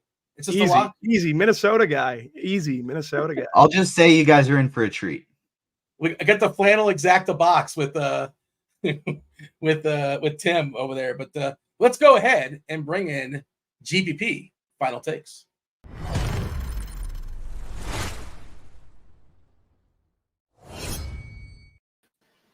Yes, there we go. It's a winner. We laid it. I do not have to crash on Bobby's couch. With 4 flannels. Oh my god. Oh, this is beautiful. Look at that. I just realized this. Hold on, there was an email sent out. The flannel show. The flannel show. I like this. 4 Nobody flannels. told Bobby. 4 flannels. So this is the initiation. Is just everybody dresses like me? What happened here? Did Squirrel and Erik do this thing, or did you guys coordinate the 3 of you? What's the story here, Erik? We're just fashionable. This is awesome. There's no way you don't get this kind of content anywhere else other than RotoGrinders. 4 flannel shirts. Did somebody have to go shopping, or everybody had this like available, like in the closet, lurking somewhere? Oh, it's lurking. It's in the back of the closet, Dean, but it's in the closet. Do you not we have Dan back in chat right now. Should we be cooking up a RotoGrinders flannel? Should we get like this little logo put on some? Oh, there it is. This little logo put on some flannels for us. I like this. There you go. Absolutely, I'd wear that.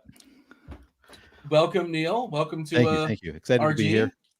Yeah, pretty fun that 5 minutes before my first ever RotoGrinders show, we get the news that the highest projected skill position player on the slate was just detained. Like, how? Of course, that's so fitting.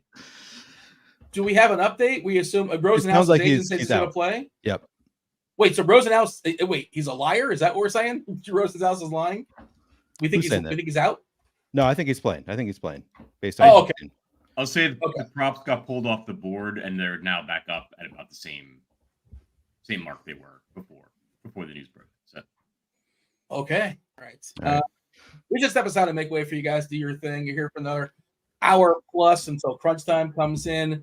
From myself, Bobby Gomes, for TastefulTides, Tim. Appreciate y'all watching. Nowhere to go because you still have 2 hours. 2 hours until kickoff. Lots of content to go down. So I think Beimfohr, you host this show.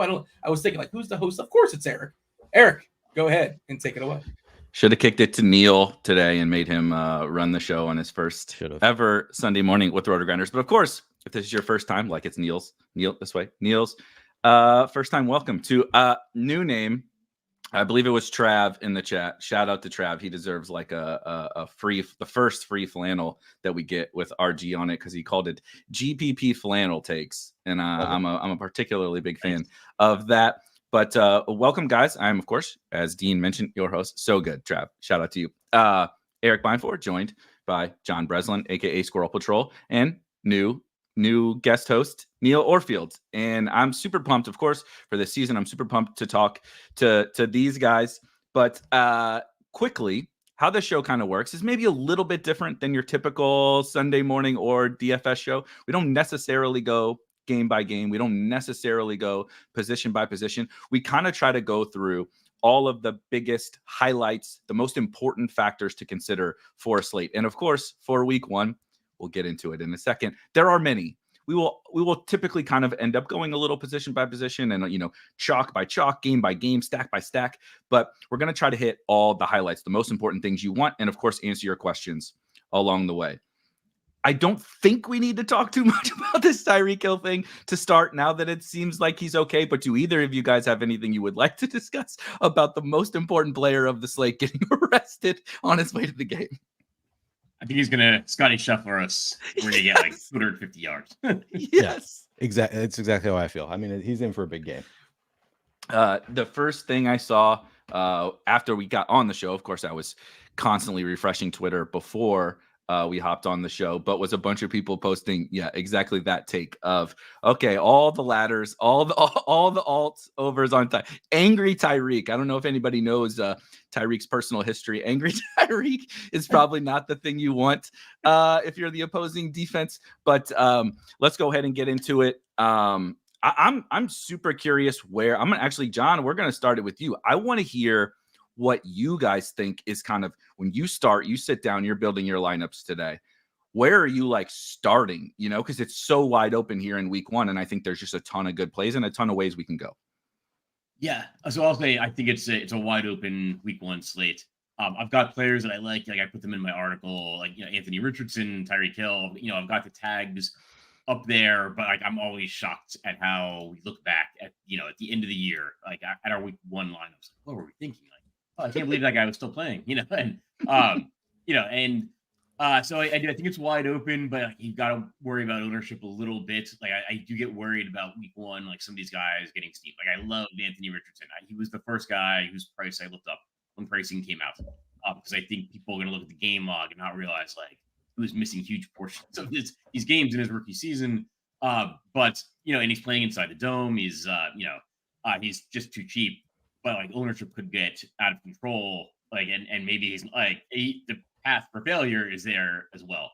So yeah, I think it's just a matter of risk tolerance, and there's so many different places you can go, and I'm excited to talk about some of the things like beyond Anthony Richardson, beyond Tyreek Hill, like places you can go to and still get some like good value and What do you think, Neil? Yeah, absolutely. I think it's week 1. Like John said, we're going to come back 3 weeks from now and be like, how did I miss that? There are going to be plays on this slate that we are going to be shocked that we missed. So I think getting a little bit different from the consensus is a good idea in general. Kind of a macro approach I'm taking is paying up at quarterback in general, because I think that there are so many strong, inexpensive quarterbacks. Like I can see, obviously Anthony Richardson, I agree, great play. You've got Jaden Daniels, Caleb Williams, so many really like well projected plays who are inexpensive. So I think people are being kind of driven away from the expensive quarterbacks, and in particular, I love CJ Stroud this week. Texans doubles is going to be, you know, a big part of my lineups. So I think in general, paying up a quarterback, but then that stack in particular, I think looks like it's going overlooked. I keep on expecting the ownership to go up. Been looking at it the past few days, and it has not budged. CJ Stroud projected for around 5% ownership, and you know, I think he has 35-point upside. So even with all of the great values, players that could hit 20-25 fantasy points, I could see that Texan stack separating, and I like that you can double stack him. You know, when he scores a lot of points, his receivers are also going to be scoring a lot of points because he doesn't run a whole lot. So yeah, I'm very into that Texan stack.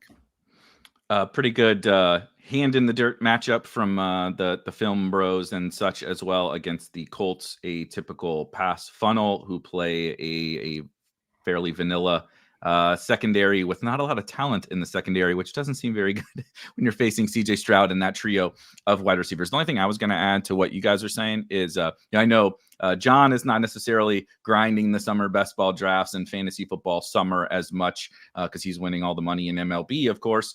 But, you know, Neil, notably the oldest man ever to stream all 150 Best Ball Mania drafts live on air. Famously, yes, everybody knows. I was just going to say that there are some things I think that like I don't think I have coming into week 1 like some major edge in like all the nuances necessarily of week 1 DFS and like projections and all that different thing. But and I guess this is a little projection related.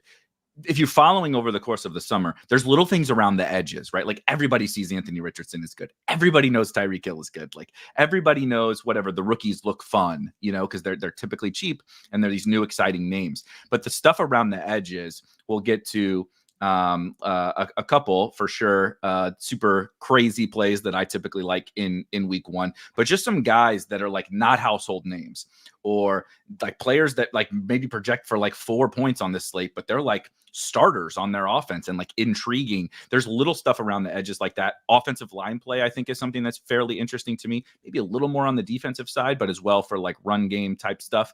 There's just little things around the edges that if we've been following over the course of the summer, I think can be a pretty big edge. Last year, also notably, I was probably the only person in the history of DFS to hit the absolute stone cold nuts playing Puka Nacua in week one at 3K and not like winning everything, like winning absolutely everything. Like it's, oh, cool. You played Puka. Oh, cool. You didn't win a bunch of money. You're probably not playing a very good team, but there's just like think about that. Like both you guys said, we look back, Puka Nacua was like 0.8% owned at $3,000 in week one last year without Cooper Kupp. And like, we look back and you're like, oh my God, yeah, he's an $8,000 wide receiver now. So like, there's going to be, I'm not saying that's going to happen, but there's going to be so many things that we look back on and we kind of laugh about, right? Matchups that we're avoiding now are going to be matchups later in the season that like the stone cold chalk is against. So let's start at, said we weren't going to go position by position, but you mentioned CJ Stroud. I do want to talk about like the quarterbacks and said stacks as kind of starting our lineups with those. You mentioned CJ Stroud, but Neil mentioned CJ Stroud, and John, of course, you mentioned Anthony Richardson. He's a tricky one to stack. Specifically, no Josh Downs today, ruled out for week one. If you're playing Anthony Richardson, how is your approach going to be to stacking him? Are you game stacking him, or what are you thinking with your Anthony Richardson teams?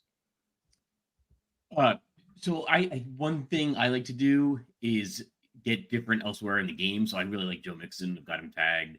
I think that's a way to get different. And at JM, I do a Friday show with JM to Win that's live now, and he expressed it actually pretty well in a way I hadn't thought of. It's a way to get different without taking on a bunch of risk. Because Joe Mixon's going to get points. He's just not the piece of the game that people are thinking about playing. But they went out and acquired him this offseason after having some turnover at the running back position last year. Like we went in thinking Dameon Pierce was going to be the guy, but they felt strongly like, no, we want like Devin Singletary there to be like, he's our kind of running back. Now they let Singletary go and they went out and got their guy in Joe Mixon. So I like Mixon as part of that game. A guy that's a little bit more of like a 1 in 150 for me, but I think if you're playing Anthony Richardson, it's a way to get different. Alec Pierce, because people are going crazy over, I guess we call him AD Mitchell. I was actually hanging out with a friend of mine who's a Texas fan last night, and I was asking him all about this guy. He's like, oh, he's amazing. But he's like not, my friend's like not, he's biased, right? Not rash. Yes, he's a fan. Yeah. He's a fan, yeah. Dude, he's like, oh yeah, AD Mitchell. And so yeah, I think, but Alec Pierce is the more veteran guy there. And Pierce is a guy, actually, we've seen him had big games before, like when it wasn't expected. And so with Josh Downs out, I believe like Josh Downs is like the slot guy. Like Alec Pierce is more experienced in the slots than AD Mitchell. And this is Mitchell's like first game in the NFL. So yeah, I like Alec Pierce, and also like Kylan Granson is maybe a way to get different as well. Like he's super cheap at tight end. If Anthony Richardson is having the ceiling game, it's potentially elevating like that the tight end position, right? Like it's maybe because Granson just gets a touchdown, a few receptions and a touchdown. That's all he needs at 2,900. He's 2,900, 2,500. But yeah, so I think there's definitely like ways to get different with Anthony Richardson lineups that make sense. I mean, you don't necessarily want to just like put out some kind of top Anthony Richardson lineup. You can still play Anthony Richardson and just get different. Neil, what do you think about? So first of all, are you also playing the Anthony Richardson side of things? And then obviously Stroud is a guy that you're targeting. What are you thinking about this game and those Colts wide receivers? But also, there's 3 Texans wide receivers to play. I don't want to speak for you. Yeah. Dalton Schultz is maybe the least appealing guy on the Texans, but we got 3 really high profile wide receivers. So there's a lot of ways we can go about this game. Yeah, I mean, I like Anthony Richardson too. I think he's a very good play. We saw him last year in the 2 full games he played. He averaged like 50 rushing yards per game, pretty close to that. Showed just awesome upside. So I think as long as he can stay healthy, he's going to be a great play going forward. I think week to week. So yeah, I think Anthony Richardson very much in play in a game that could end up being a shootout. I think they're probably going to funnel it to Pittman. It's going to be a lot of RPO. Pittman's going to be that first look. He's going to see a ton of targets. But I do, Adonai Mitchell, it's hard to argue against. He's 3,900 on DraftKings. Obviously, a good play. I don't want to call him a great play because he is a rookie wide receiver in his debut game. So in a run heavy offense, in a run heavy offense, wide range of outcomes, but solid, solid enough GPP play at a low price tag. And then Alec Pierce, that's a good call out. Alec Pierce, Kylan Granson, haven't really been on my radar because it's man, you get further down the depth chart on those teams where it is run first, and you have Anthony Richardson at quarterback. Don't really know how much pass volume there's going to be. It's not the first place I look, but then again, this is week 1. So we don't really know that AD Mitchell is going to be playing ahead of Alec Pierce, like John says. So it's just lean into the volatility of playing those guys that aren't even coming into my mind. That's probably a good idea for a large field GPP. I think that's an idea that I did not have prior to listening to John. And now I'm that's probably a good idea. Light bulb kind of coming on. There's your initiation to the show. We're going to mention a lot of crazy shit that is, which is beautiful for GPPs. But what do you think about what's your how are you prioritizing the 3 Texans wide receivers? Yeah, I mean, so I'm going to be playing all of them. Mixing and matching is the short answer, but I actually like Diggs quite a bit. I am leaning into the idea of Diggs in a contract year on a new team, just being highly motivated. He's been running with the ones in 2 wide receiver sets. He's been playing in those 2 wide receiver sets. Have heard from Beats that they expect Diggs to be the most targeted receiver on the team this year, to see the most targets on the team. So I like Diggs quite a bit for being a low owned play that I think people aren't as excited about. I think just like the general, mind meld out there is everybody's excited to play Nico Collins, excited to play Tank Dell.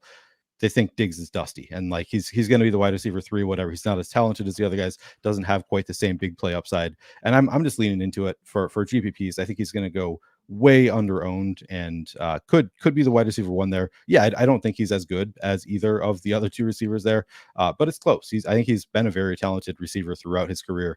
So yeah, I'm playing a ton of Diggs. Dell a little bit cheaper than the other 2, so easy to fit in there. Probably not going to play in 2 wide receiver sets, but at that price tag still should have enough opportunities to potentially pay off. I think Dell actually has the widest range of outcomes of the 3 of them. And then Collins probably the best. He's the wide receiver 1 there. So I like all of them, but Diggs is kind of a priority for me just because he is the lowest owned of the trio. And I think that is going to hold. I think that makes a ton of sense. One thing I'm also going to add into this, I don't have anything to add to what you guys said. I think you summed it up perfectly. The Texans defense is one of my favorite defenses on the slate. I think there's a couple different things. One, they are a defense that I think, when we talked about looking back, we're going to be later in the season looking back at our perception of teams. The Texans defense is going to be one that we're not going to be lining up to play guys against. Now, the Texans are going to score a lot of points this year. So that's going to breed fantasy points on the other side, right? So it's kind of a weird thing where I think this defense is going to be awesome. They're young, super talented. D'Amico Ryans is a great head coach, but is a defensive-minded head coach. They've stockpiled talent, right? They traded away a first-round pick to get Will Anderson alongside CJ Stroud. I think that they're going to be an upper echelon defense. Like I said, now other teams are probably going to have to throw a lot because CJ Stroud's going to score a whole bunch of points with those wide receivers. But if we're going to force Anthony Richardson without Josh Downs into a passing script and obvious passing downs, I love Anthony Richardson. I don't want him in drop back pass 50 times a game, against a pretty good pass rush. So I think the Texans, they obviously add a little bit of leverage off of Anthony Richardson being a very popular DFS play. They're cheap. So the Texans are one of my kind of priority defenses. Let's move on to some more stacks. We got a whole bunch to hit. If you have questions, we will try to get to as many of them, but we have so much to talk about. We'll try to hit as many of that stuff. I'll try and keep track and hit it as you want. But John, let's pivot on to maybe another stack that's a high priority for you. So yeah, and actually I just want to add a little bit of context to the show because we have to fill out a lineup. Or I have to fill out a lineup for our show. So we're going to be taking some of these ideas, and we're competing against the other RotoGrinders shows. And I believe the losing show has to do something. So anyhow, other stacks I like. Actually, there's a guy that's been growing on me over the weekend. As we get some of this injury news, it seems like every week 1, right? Pretty set on the injury front, and then all of a sudden these guys start going down. And it's like, hey, Andre, you should have us. So something that's actually growing on me as we get value is Josh Allen. I've never like experienced a quarterback whose team has the highest implied point total on the week be talked about less. Like, like really productive, like fantasy quarterback guy that can get there multiple ways, rushing yards, passing yards. Like the Bills are going to put up points. We don't really know what the wide receiver situation is, and there's some uncertainty there, but they're all pretty cheap. So like you can pair Josh Allen with any of his wide receivers or Kincaid, and it's actually like somewhat affordable.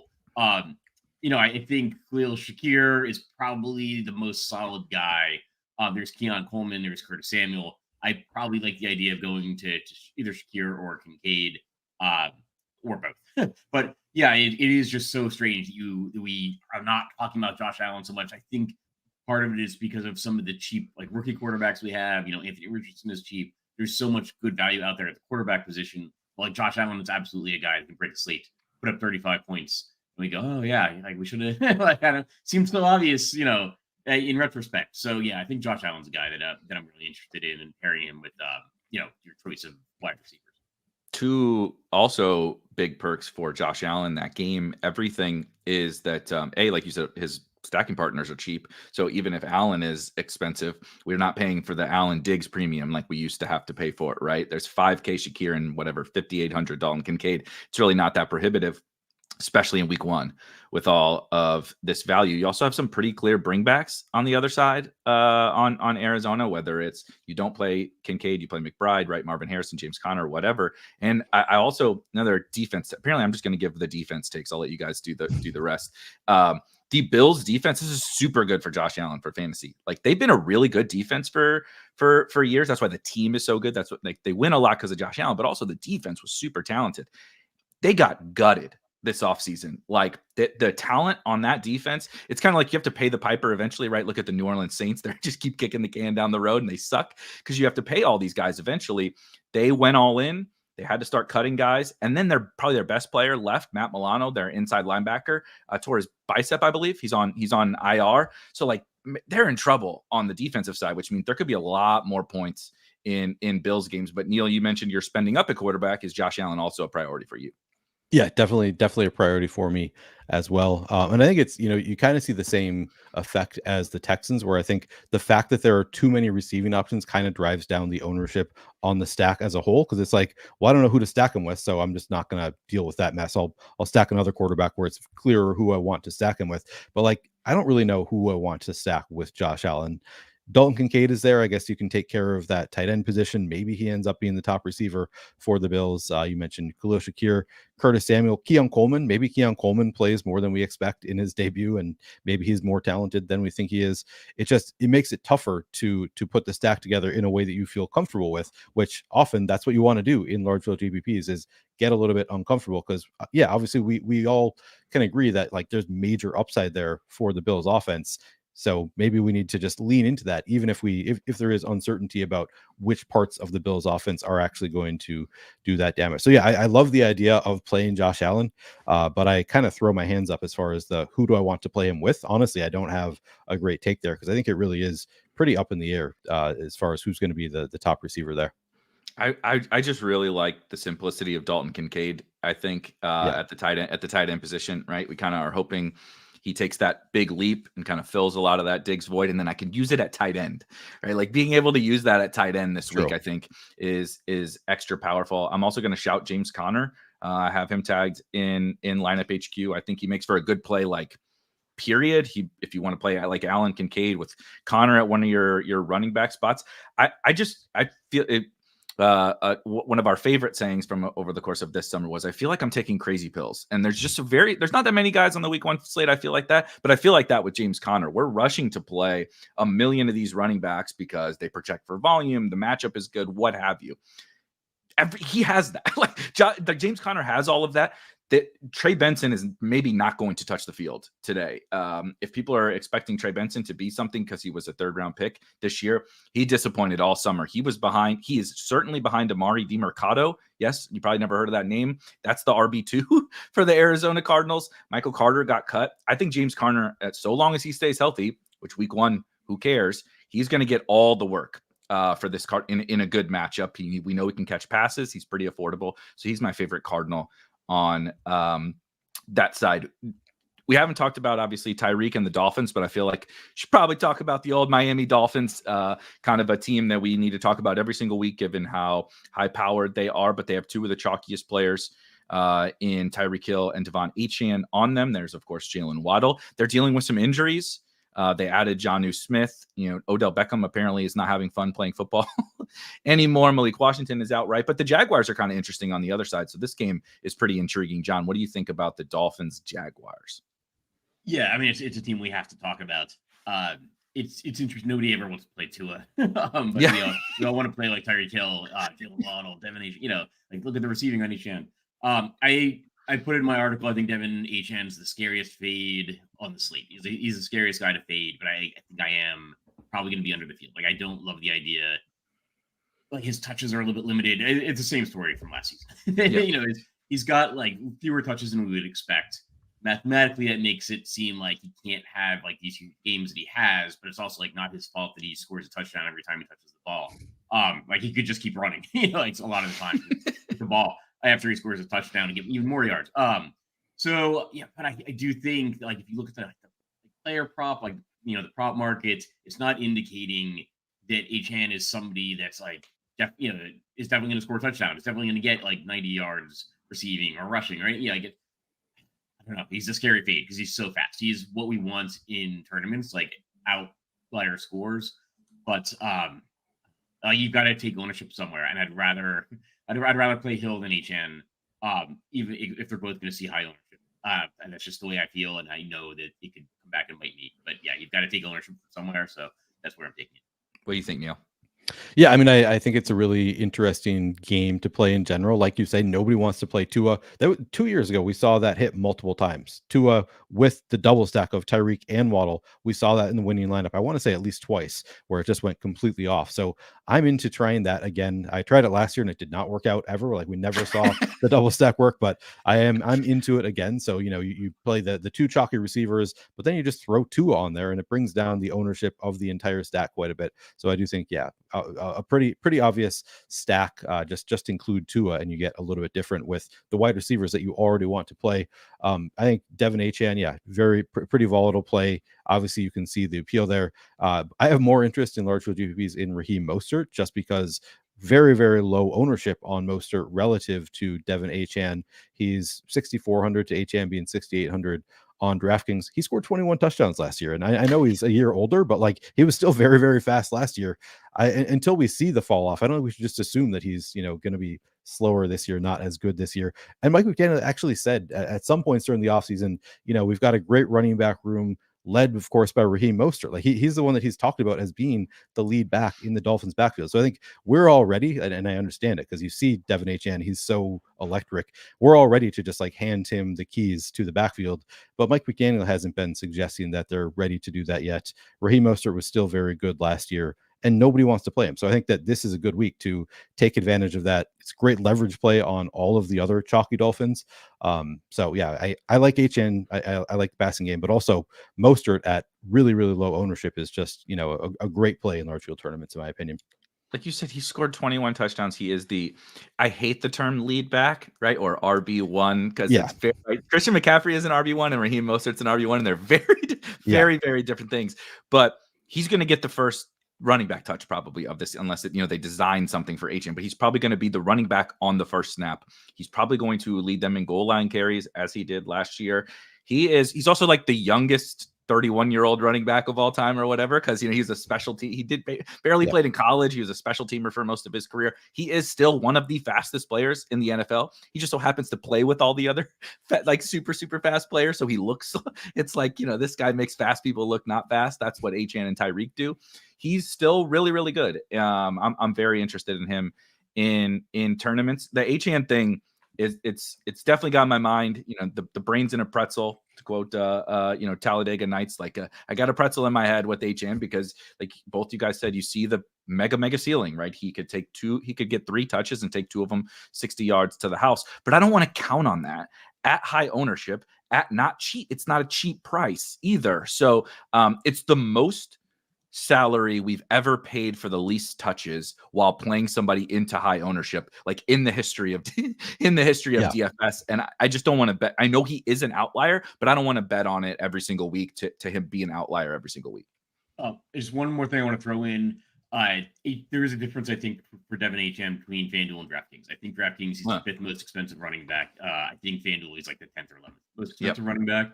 And it's like he's a much more difficult fade on FanDuel, and I'll be playing a higher percentage of him, I think, on FanDuel. Just a note that I think is worth.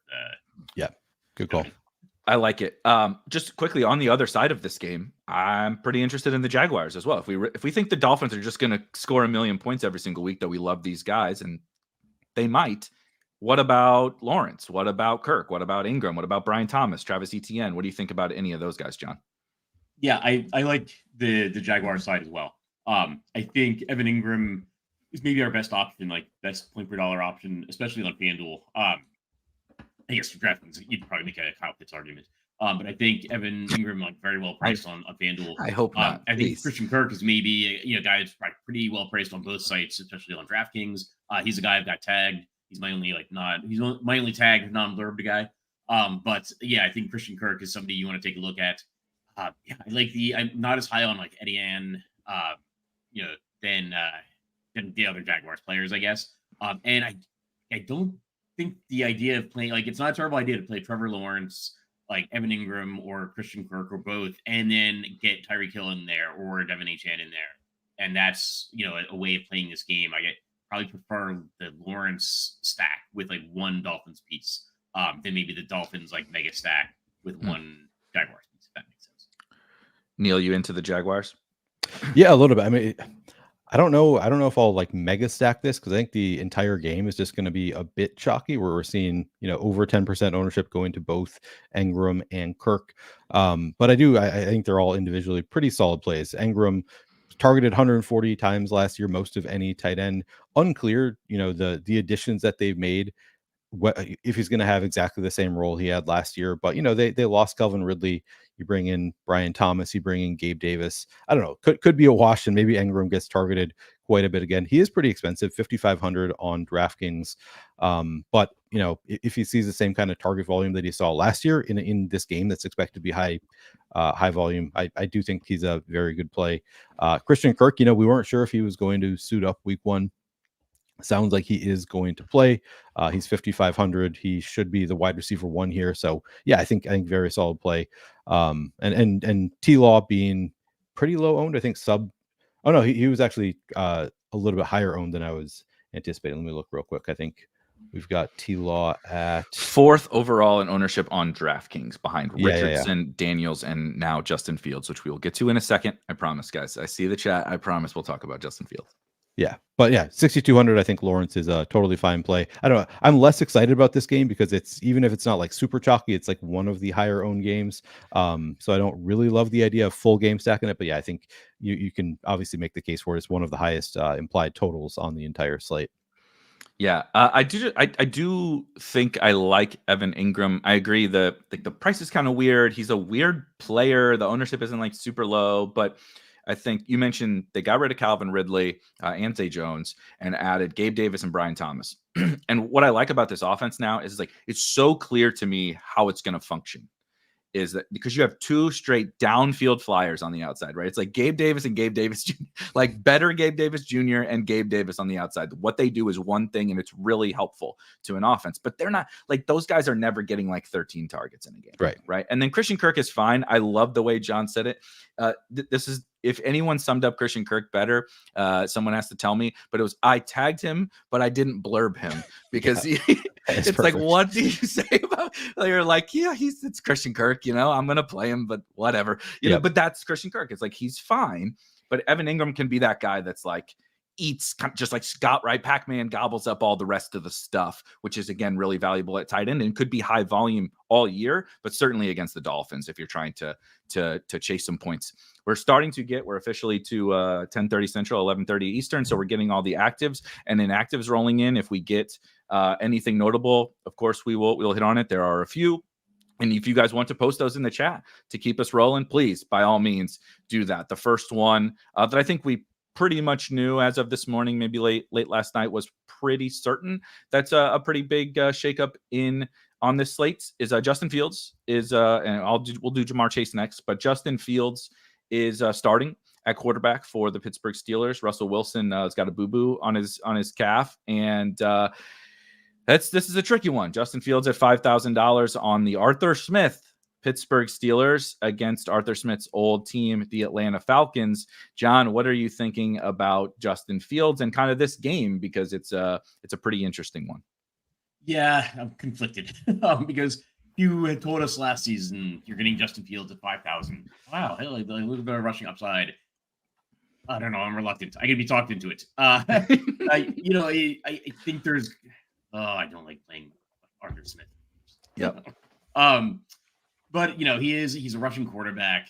The games in a dome. I'll note that the implied point total for the Steelers didn't budge. After we got this Russell Wilson news, I think actually the line went up a little bit. So I think, but all on the Falcons side. So I think it was an implied point total 19 to 22. Now it's 19 to 22 and a half, or 19 to 23. Maybe indicating some turnover factor, increased turnover factor. For Fields. I think Fields is a great large field tournament play, and I think he's somebody that I think the ownership's going to be constrained. I think maybe 6%, and maybe you want to play him at 8 or something like that. I'm going to play him. He's going to be well represented in my 150 set. I don't know. Yeah, it wouldn't be crazy to see Justin Fields and George Pickens win a million maker, right? Oh yeah, that seemed obvious in retrospect. But it's gonna be more of a large field thing for me, I think. I'm gonna be constrained in my ownership, if that makes sense. What are you doing, Fields, Neil? I kind of want to see how the ownership projection shakes out, because I sort of suspect he's going to be higher owned than he's shown around the industry right now. He's behind Daniels. He's behind Daniels right now. I don't think that's what's going to happen when we flip over the cards. I think he'll be higher owned than Jane Daniels. Me too. So if he's going to be one of the highest owned quarterbacks in the slate, I prefer to fade it. I think you can see how it can hurt you. We've seen him absolutely break slates in the past, so I am a little bit afraid of it. But I kind of suspect Fields ends up at least 10%, probably higher ownership. And yeah, he's 5,000, but he is hard to stack a little bit. You can stack him obviously with Pickens, but I always want to be stacking my quarterback. I get that question on DFS shows a lot. Do I need to stack this quarterback? And the answer is that you don't really need to. Sure, you can win without stacking the quarterback, but I don't really run out a ton of lineups in large field GPPs that are not stacked, because I'm trying to limit the number of things that I need to get right. So even if I see the quarterback, yeah, he can get there without any of his pass catchers. Obviously, Fields at 5,000 can get there without bringing along any pass catchers, but then that still leaves all of those things you need to get right with the rest of your lineup. Whereas if you can double stack, suddenly you're really limiting, you're bringing down the number of things you need to get right. So I'm always trying to stack. And with Jaden Daniels, I think he's just a more talented passer than Fields is. So I would rather pay $700 more for a quarterback who has equal running abilities, I'd say, to Justin Fields, or he's very, very good running abilities. But then I also feel a lot better about Jaden Daniels as a passer. He's only 700 more, and I want to be stacking. So I think that I'm going to end up playing more of the other quarterbacks, kind of in just a little bit more expensive, that price range, and just know that I'm going to get buried when Fields and Pickens goes off. Yeah, right. Yeah, it's reminds me of HN at quarterback /stack is you can see how if you fade this, it's buried in the first quarter, but you can also see 18 Justin Fields pass attempts and he completes 8 of them, and who cares, right? He could run a bunch and it's still who really cares. Trust me, guys, I see the Chase and Yoshi stuff. That's up next. I didn't want to lead in with Yoshi. People have heard me talk about Andre. That's Andre Yoshivas for anybody. He's going to go by Yoshi. That's what he does, go by Yoshi on this show. It's a little easier to say than Yoshivas. But Jamar Chase is in. There were a couple of Freiermuth shouts in the chat. I don't ever want to tell anybody who to what to click into your own lineups. If you have conviction about Pratt Freiermuth, go for it. The role looks bad. I know we just signed a mega extension. I know they don't have a lot of target competition, and I think he's a pretty good football player. I don't know if you watched Arthur Smith at all in the last couple of years. He has a big thing for cycling through tight ends, and he has. If you dreamed up a backup tight end in the lab to put on an Arthur Smith team, Darnell Washington is that player. And he's going to be a thorn in the side of Pat Freiermuth, I think, all season, similar to how Jonnu Smith was a thorn in the side of Kyle Pitts.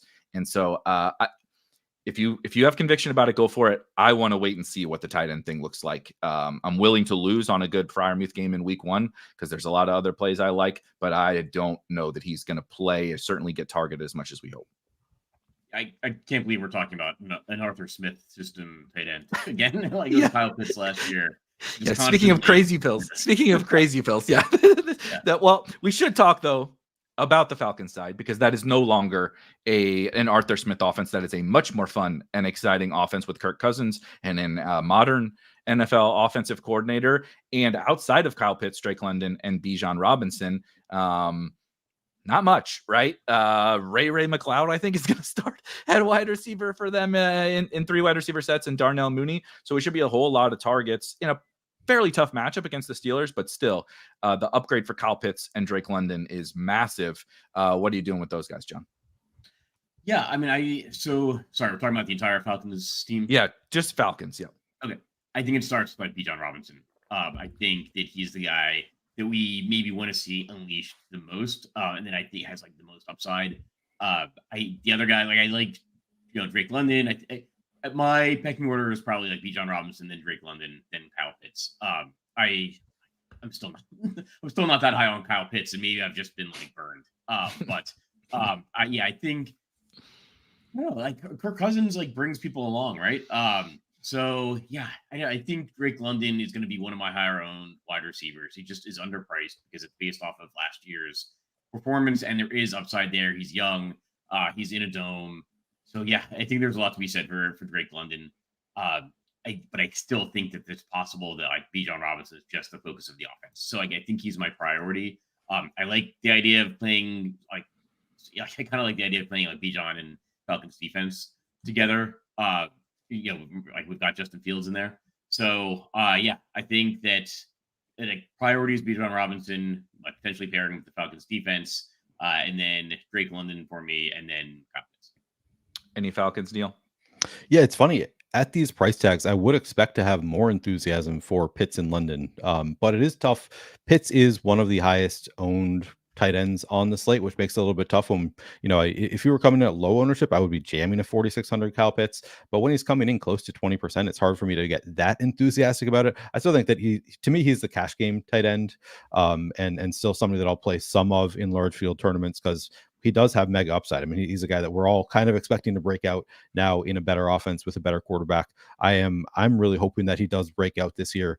But if he's going to be high owned, then this might be a week that I'm not going to be going too crazy there. London actually kind of similar. He was a guy that we're taking at the 1-2 turn in best ball. He's 6,000 this week. Feels like a great play. Steelers also, not a great matchup for the Falcons. It's a little bit tough from that standpoint. But I think John nailed it. I think Bijan is probably the best play there. He is more expensive, so it's a little bit tougher when you are like paying up at quarterback, paying up for your stacks. It's tougher to fit Bijan in there, but I do think in a vacuum, when you are playing a cheaper stack, Bijan definitely a guy that has a ton of upside here. So excited about that. Love the call on Falcons defense. Just gets better with Fields in there, especially if Fields is going to be high on to get leverage on all those Fields lineups.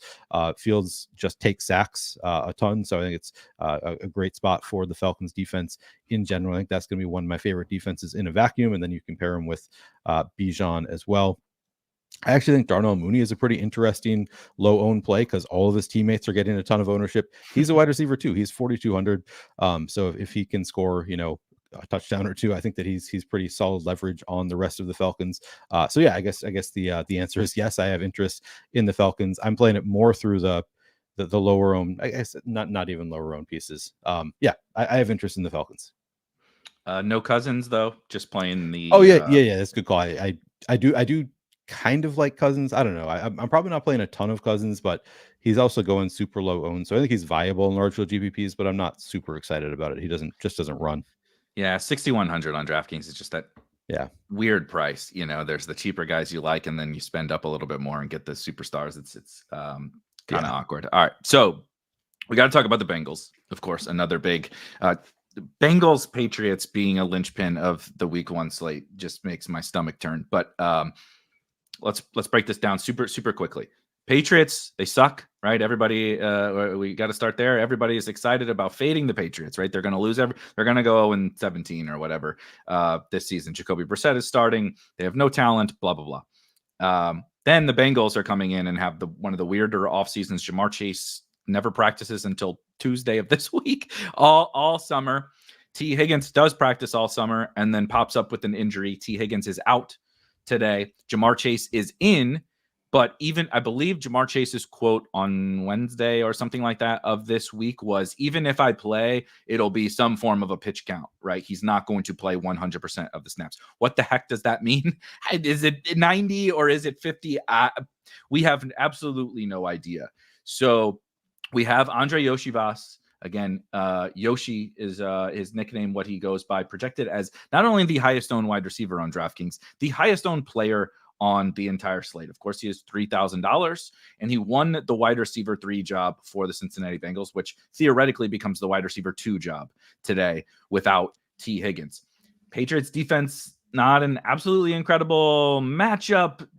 Lose T. Higgins. I love this player. He's one of my highest drafted players in all of best ball land. I'm very excited for him this season. But John, how do you feel about this mega chalk Bengals 3K wide receiver on week 1? So this whole game, I have a way in my head that I think it's going to play out, and I can't shake that feeling that it's just the Bengals are going to win. They're going to run the ball. They're going to split the carries between Chase Brown and Zach Moss, and nobody's going to get there from the game. That's not guaranteed. I think Yoshivas is the best 3,000 wide receiver you can find on DraftKings. I don't really know that he's as much of a FanDuel play because he's like the salary floor is higher for I think across the board for positions. So, like, you don't see these values like pop off on FanDuel.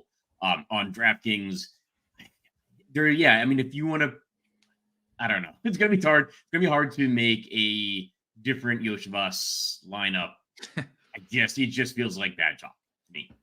But if you have something you like and it's different, and you have 3,000, you need to spend a wide receiver. He's the best 3K wide receiver out there. I'm kind of limiting it in my multi-entry build. I like the idea of getting away from it in single entry. Like I said to Jam to Win on Friday, that I think you can make a great single entry team just when you have these like super value wide receivers, especially when it's a wide receiver versus running back. Like, just don't play him in a single entry, and you still get a highly projected lineup, and you're suddenly different, and you've just got a different build with different players. But it's still a well projected team. So like whatever quarterback you're taking to stack. Just don't play Yoshivas in single entry, and avoid any chalk defense, and then suddenly you're probably different enough for single entry. So, I mean, I'm going to be playing him. He's the best point per dollar play on the slates on DraftKings. I don't feel good about it. Neil, there are times when I will completely fade players like this, where it's just like, all right, the entire field is going to jam this guy into their lineups, and we don't really know all that much about the situation. It's tough though. He's 3,000. So, the fact, a running back in that spot is 4,000. He's 3,000. A min-price running back is 4,000. $3,000 is so low. He also could be the wide receiver 1. I mean, like you said, there's a lot of volatility in whatever the hell Jamar Chase is saying about how much he's going to be playing today. We don't know how limited Jamar Chase is going to be. Maybe Jamar Chase plays a quarter of the game. Like I assume it's something like 50%, but we don't really know. So when Jamar Chase is not out there, I do think Yoshivas is probably the wide receiver 1.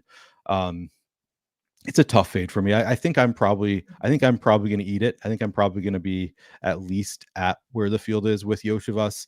But I definitely have trepidation about that. Maybe my NFL DFS macro brain is not kicking in, galaxy brain is not kicking in enough yet in week 1, because it does seem like the spot where it's just like, man, there are so many other good values. You don't really need the $3,000 value because everybody is priced pretty fairly, I guess. I think we have some nice values on the slate. I think that there are a lot of ways you can build without having Yoshivas in your lineup, still build a really nicely projected lineup.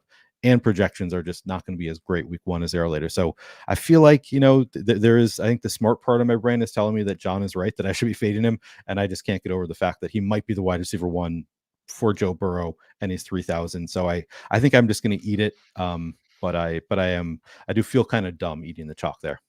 It's definitely one of those where this is why I like talking to guys like you, both of you guys, is, you're playing 150 stats and much larger teams. And like, I'm playing 3 teams on DraftKings today, and I'm playing 0 Yoshivas. I can also fully admit that I have like, a used Kia on him in best ball. So it's like, if he scores a touchdown, there's worse things. But, I just think some folks in the chat, which we'll get to in a minute, I have some other 3K punt wide receivers that I think are not really that different. I think the market thinks they're different than Yoshi, but I'm not sure that they're that different. So I have some 3K pivots that I like.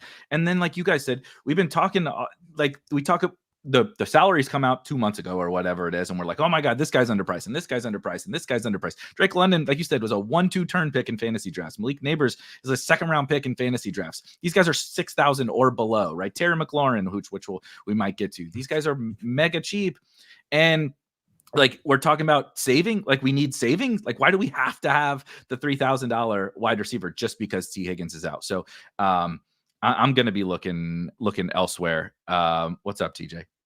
On that note of looking elsewhere for the 3K receivers, I noticed you had one specifically tagged in Lineup HQ, and there's a lot of questions about that in chat right now. What do you think about, especially in a Jaden Daniels lineup, Dyami Brown? And do you like Brown more than Olamide Zaccheaus, and why? Yeah, that's perfect. That's the exact game I was going to pivot to, because there's also plenty to talk about in that game with Jaden Daniels and the Bucks and everything. But that's my favorite 3K wide receiver on DraftKings, or punt wide receiver on FanDuel, which I'm not sure you need on FanDuel. But Dyami Brown, to me, is the same thing as Andre Yoshivas with less late news and flash. He operated all summer, all preseason, as the wide receiver 2 for the Washington Commanders. I know he's not a sexy name, but nobody was caring about Andre Yoshivas before now. No one would play Andre Yoshivas if T Higgins wasn't out. Dyami Brown, they traded away Jahan Dotson. So we basically got his T Higgins news 2 weeks ago or whatever. Jahan Dotson is gone. It is say whatever we want about Cliff Kingsbury. It is a Cliff Kingsbury offense that's going to run spread. He's going to be the outside wide receiver opposite Terry McLaurin. They are a bad defense, and they're going to play at the fastest pace in the entire NFL. That's what Cliff does, and the Washington defense is going to be very bad. He's got a fun Heisman-winning rookie quarterback there, and they're going to need to score points because the Bucs are going to score points. I'm not sure the Bengals need to throw the ball to Andre Yoshivas to score today against the New England Patriots versus Dyami at 3K and 125th.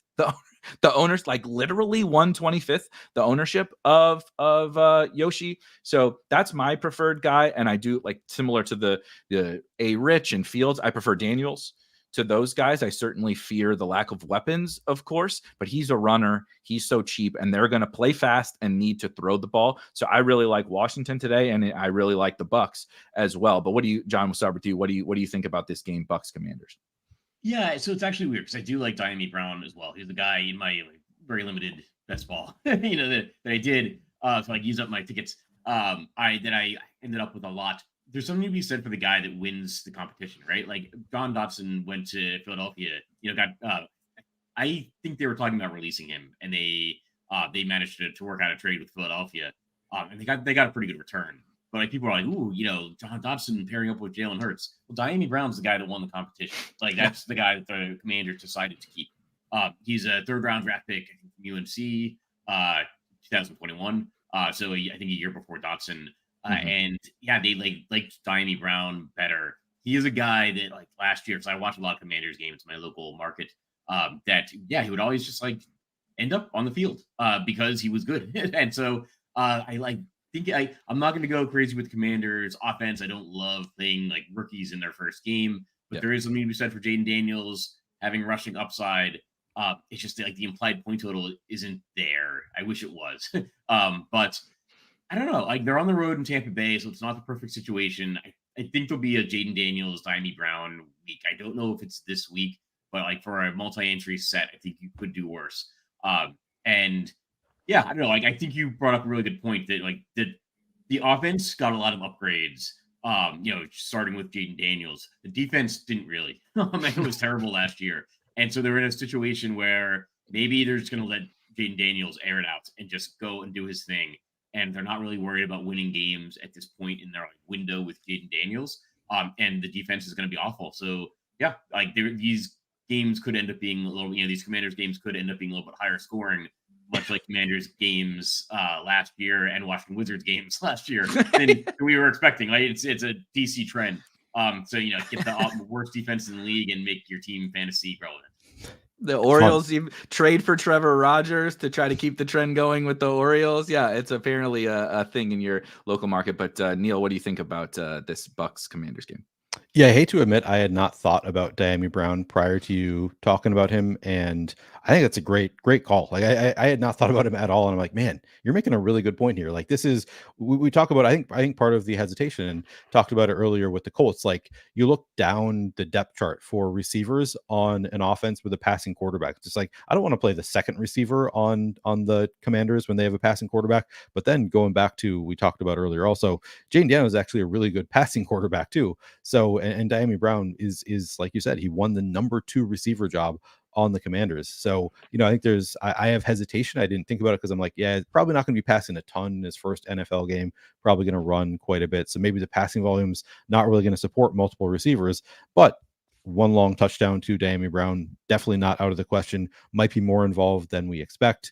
I think Jaden Daniels has a ton of talent, so I like that call quite a bit. Not somebody who was on my radar, but definitely somebody that I think you made a good enough point that I'm going to start putting Diami Brown into my lineups. Love that call. Love Jaden Daniels as well. I think, yeah, probably not going to be passing a ton his first NFL game, but that I think he'll run quite a bit just from the start. It's a great matchup with the Bucks. Can't ask for much of a better matchup in his very first start. I think that this is a game that absolutely could just go off. It could be the game that really explodes and you just want to fully game stack it. And the ownership isn't really out of hand either, and probably being driven down a little bit by Justin Fields. So I really like playing some of the Commanders stack. I don't think I'm going to the tight ends, and that might look foolish later. I've heard Zach Ertz talked about quite a bit. I don't think I'm going to get there. I think I'd rather play the other pass catchers in that offense. But then you got the Bucks on the other side. Mike Evans, as we've talked about quite a bit, I might be covered by Emmanuel Forbes. It's a little bit up in the air whether that matchup is actually going to happen. But if so, he's just so much bigger than Emmanuel Forbes. It's not going to be fair. So I think Mike Evans is a very nice pay up to be contrarian spot. Not expected to get a ton of ownership. This is an offense that we saw actually Fields and DJ Moore absolutely eat last year. So I like Mike Evans. I think Chris Godwin going to get a little bit more ownership just because the price tag is pretty reasonable there, but still a decent enough play. And then McMillan, I haven't decided if I'm playing some Jalen McMillan this week. I think it's cheap enough that he's maybe worth a flyer or two, but not somebody that I'm going out of my way to play a ton of. Yeah, large field tournaments, probably something like that. Get weird and funky in this game. You don't want to play Diami. Maybe double stack Baker and leave off one of the 2 expensive guys and play McMillan. I'm excited for him to see how his week 1 role looks. Somebody mentioned Patrick Mahomes in the chat. Big RotoGrinders fan. Patrick Mahomes says weather concerns for Washington versus Tampa Bay. Roth put it as yellow, and all he basically said is it's the typical Florida chance of storms. So I'm not worrying about that. I don't have any weather concerns anywhere. Arizona Buffalo has a little bit of wind, but I'm not worried about weather. For me, I don't know if you guys are, but I don't think we need to worry about it for this week 1 slate. Just quickly, we didn't talk about on the Bucks. One of the chalkiest running backs on the slate is also in that game in Rachaad White. John, what are you doing with Rachaad White? And then we can kind of talk about some running backs. We'll ping pong around and hit some questions. Yeah, so I think it's a good chalk versus bad chalk question, and I think I'm going there because it's a good setup. The Bucky Irving thing, I think, is the guy they drafted. Then that's like a little bit of concerns, a little bit of I don't like it when I'm playing a guy and the team went out to seek, a potential replacement in the draft. But I don't know, he's one of the primary backs on a team that's facing a terrible defense, is expected to be winning, and he catches the ball. So there's a lot in his favor, and he's underpriced. I'd rather that's chalk that I'm okay eating. I don't know how much how many differentiators are we going to see on the slate at the running back position? Like San Francisco's not on the slate, so I'm okay eating the Rachaad White chalk and just hoping he gets a touchdown, some decent amount of rushing yards, some receptions. He doesn't need to go berserk at his price tag to be an okay running back in your lineup. So yes, chalk I'm going to eat. I think there's a lot in his favor, and we don't love to play him because he's not an explosive. He's not Christian McCaffrey, right? But he doesn't need to be at his price tag. He's got so much going for him that it's chalk I'm willing to eat. What are you doing with him, Neil? Yeah, I think I'm willing to eat the Rachaad White chalk. Also, yeah, he's a player that he's just not all that efficient. You look at his efficiency stats every year, and it's like somebody's got to come in and take this guy's job, right? and we've got kind of mixed messages with it. It sounds like we got two quotes within the past few days. The first one being yeah, I think we're going to work in kind of a rotation at running back this year, and Bucky's going to have a role, whatever. But then the next day they came out and said Rachaad White's going to start, and then he's going to keep running. We're going to run a ton of shot, much more for this week specifically. Sounds like it is the Rachaad White show. Against this Commanders defense that's not especially good. So yeah, I'm into it. I'm going to be playing some Rachaad White, just too cheap for what we assume is going to be kind of a bell cow role, at least to start the year. So yeah, I'll be eating that chalk quite a bit as well. Even I like Rachaad White, and I don't like to admit that publicly. I spend most of my other job talking about how bad Rachaad White is. And if I like him in week 1, I think he's probably a pretty good play, even at high ownership. There's so many ways to be different. I'm not that worried about Rachaad White yet. That is that. Shout out Billy, another spike weeker. I want to just super quick rapid fire any of these other games that you guys might be interested in. I want to hit some running backs. I want to hit some tight ends, and then we'll see if we can get to any questions before the other guys come in here to wrap up before lock. My game, anybody that knows me, my off the radar game that I'm obsessed with this week is the Vikings and the Giants. Look, I get it, okay?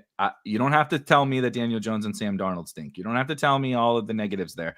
But if you look back specifically on the Viking side last year, even when Kirk Cousins was out, this offense ate, man. You guys probably remember the Nick Mullins chalk week when he threw for 400 yards when he was the most popular. Nick Mullins, who is Sam Darnold's backup now. Justin Jefferson is healthy. Addison is healthy. I know Hawkinson is out, but they brought in Aaron Jones, which is a nice little fun running back there. I know people don't know this guy, but I like him less than the other 3K guys, but you really want a 1 in 150 in the milli, maybe in a game stack here. Jalen Naylor, I think, is a really intriguing young wide receiver 3. He won the wide receiver 3 job for the Minnesota Vikings. I think he's kind of good. We'll see today. I'm not sure there's enough targets to go around, but I think there's a lot of weaponry for Sam Darnold against maybe one of the worst pass defenses in the NFL in the New York Giants. They just signed Adoree Jackson a week ago to be their cornerback too, because they were like, oh no, this is really, really we can't stop anybody. And then they have to welcome in Justin Jefferson and Kevin O'Connell and the Vikings. On the flip side, I think the Giants are my favorite buy low situation. 2 years ago, not only did they make the playoffs, they won a playoff game with Isaiah Hodgins as their wide receiver 1 and Richie James. They brought in Malik Neighbors. Slayton is back healthy. Wandale is healthy, right? Devin Singletary. They upgraded the offensive line, and the Minnesota Vikings are a big pass funnel. That's what Brian Flores does, right? That's all he did. Bring the pressure, stop the run, give up big plays in the passing game. Malik Neighbors and Justin Jefferson are probably my 2 favorite wide receivers on the slate. And I think both these 2 punt quarterbacks as pivots off of Daniels and Fields and those other guys, if you're paying down, I know that the names are gross, but Daniel Jones is a runner, and Vikings quarterbacks just put up stats no matter who it is. So I like all these guys in this game. Any quick thoughts on this one and any other games, John, that you're targeting on this one? So I'm probably going to be under the field on Minnesota Giants. I'm kind of like a grumpy, veteran NBA coach. I don't like playing rookies. I don't like playing rookies in their first game. So I know Malik. I will say that of the rookie wide receivers, I think Neighbors is maybe my favorite. He's in the best spot at least for this week. But I don't know. They've already got they've got Jalen Hyatt, they've got Darius Slayton, they've got Dale Robinson. These are also guys that they've drafted or kept around in some form or fashion. I don't know that they're going to want to put a bunch on Neighbors' plate in week 1. They also went out and signed Devin Singletary. So yeah, I think that there's maybe more pieces. I kind of put this as one of my things in the expert survey. What I think we could be wrong about. I think the Giants might be more of like a spread it out offense than people are looking like. Everybody wants to run out and play Malik Neighbors week 1. I do think I think Jefferson is in a good spot. You can it wouldn't shock you if Justin Jefferson went out and scored more than Tyreek Hill at less ownership.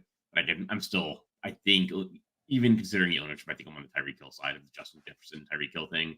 So it's you've got to take ownership from somewhere, and I think this is where I'm taking it from. But I am aware that it can hurt me. Any other games quickly that you like outside of these ones? I think there's games that are going to be a little bit under-owned, but they're more of 150 set things. Like Cleveland is in a good spot.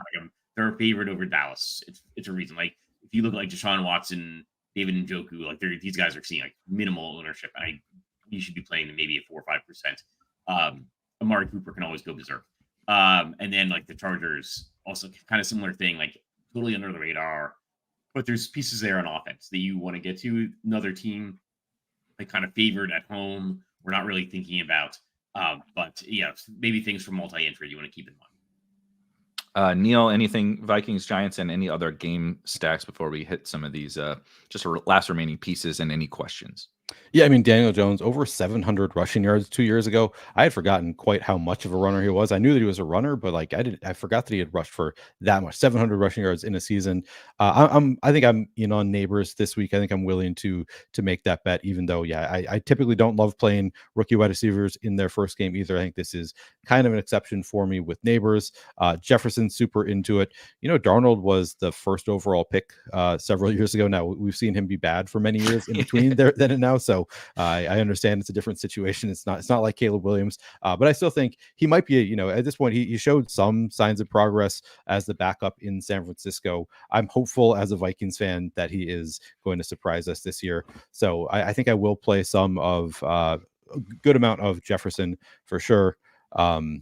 Pretty into Neighbors. I think I'll play some Daniel Jones with you as well. I also like Aaron Jones in that game for the Vikings. I think they're going to use him quite a bit in the passing game. Kevin O'Connell has said that he wants to establish the run this year. I'm pretty into Aaron Jones. Other games, I love the call out of the Chargers Raiders game. I think that's an interesting one. I'll throw out. I like the passing game for New Orleans.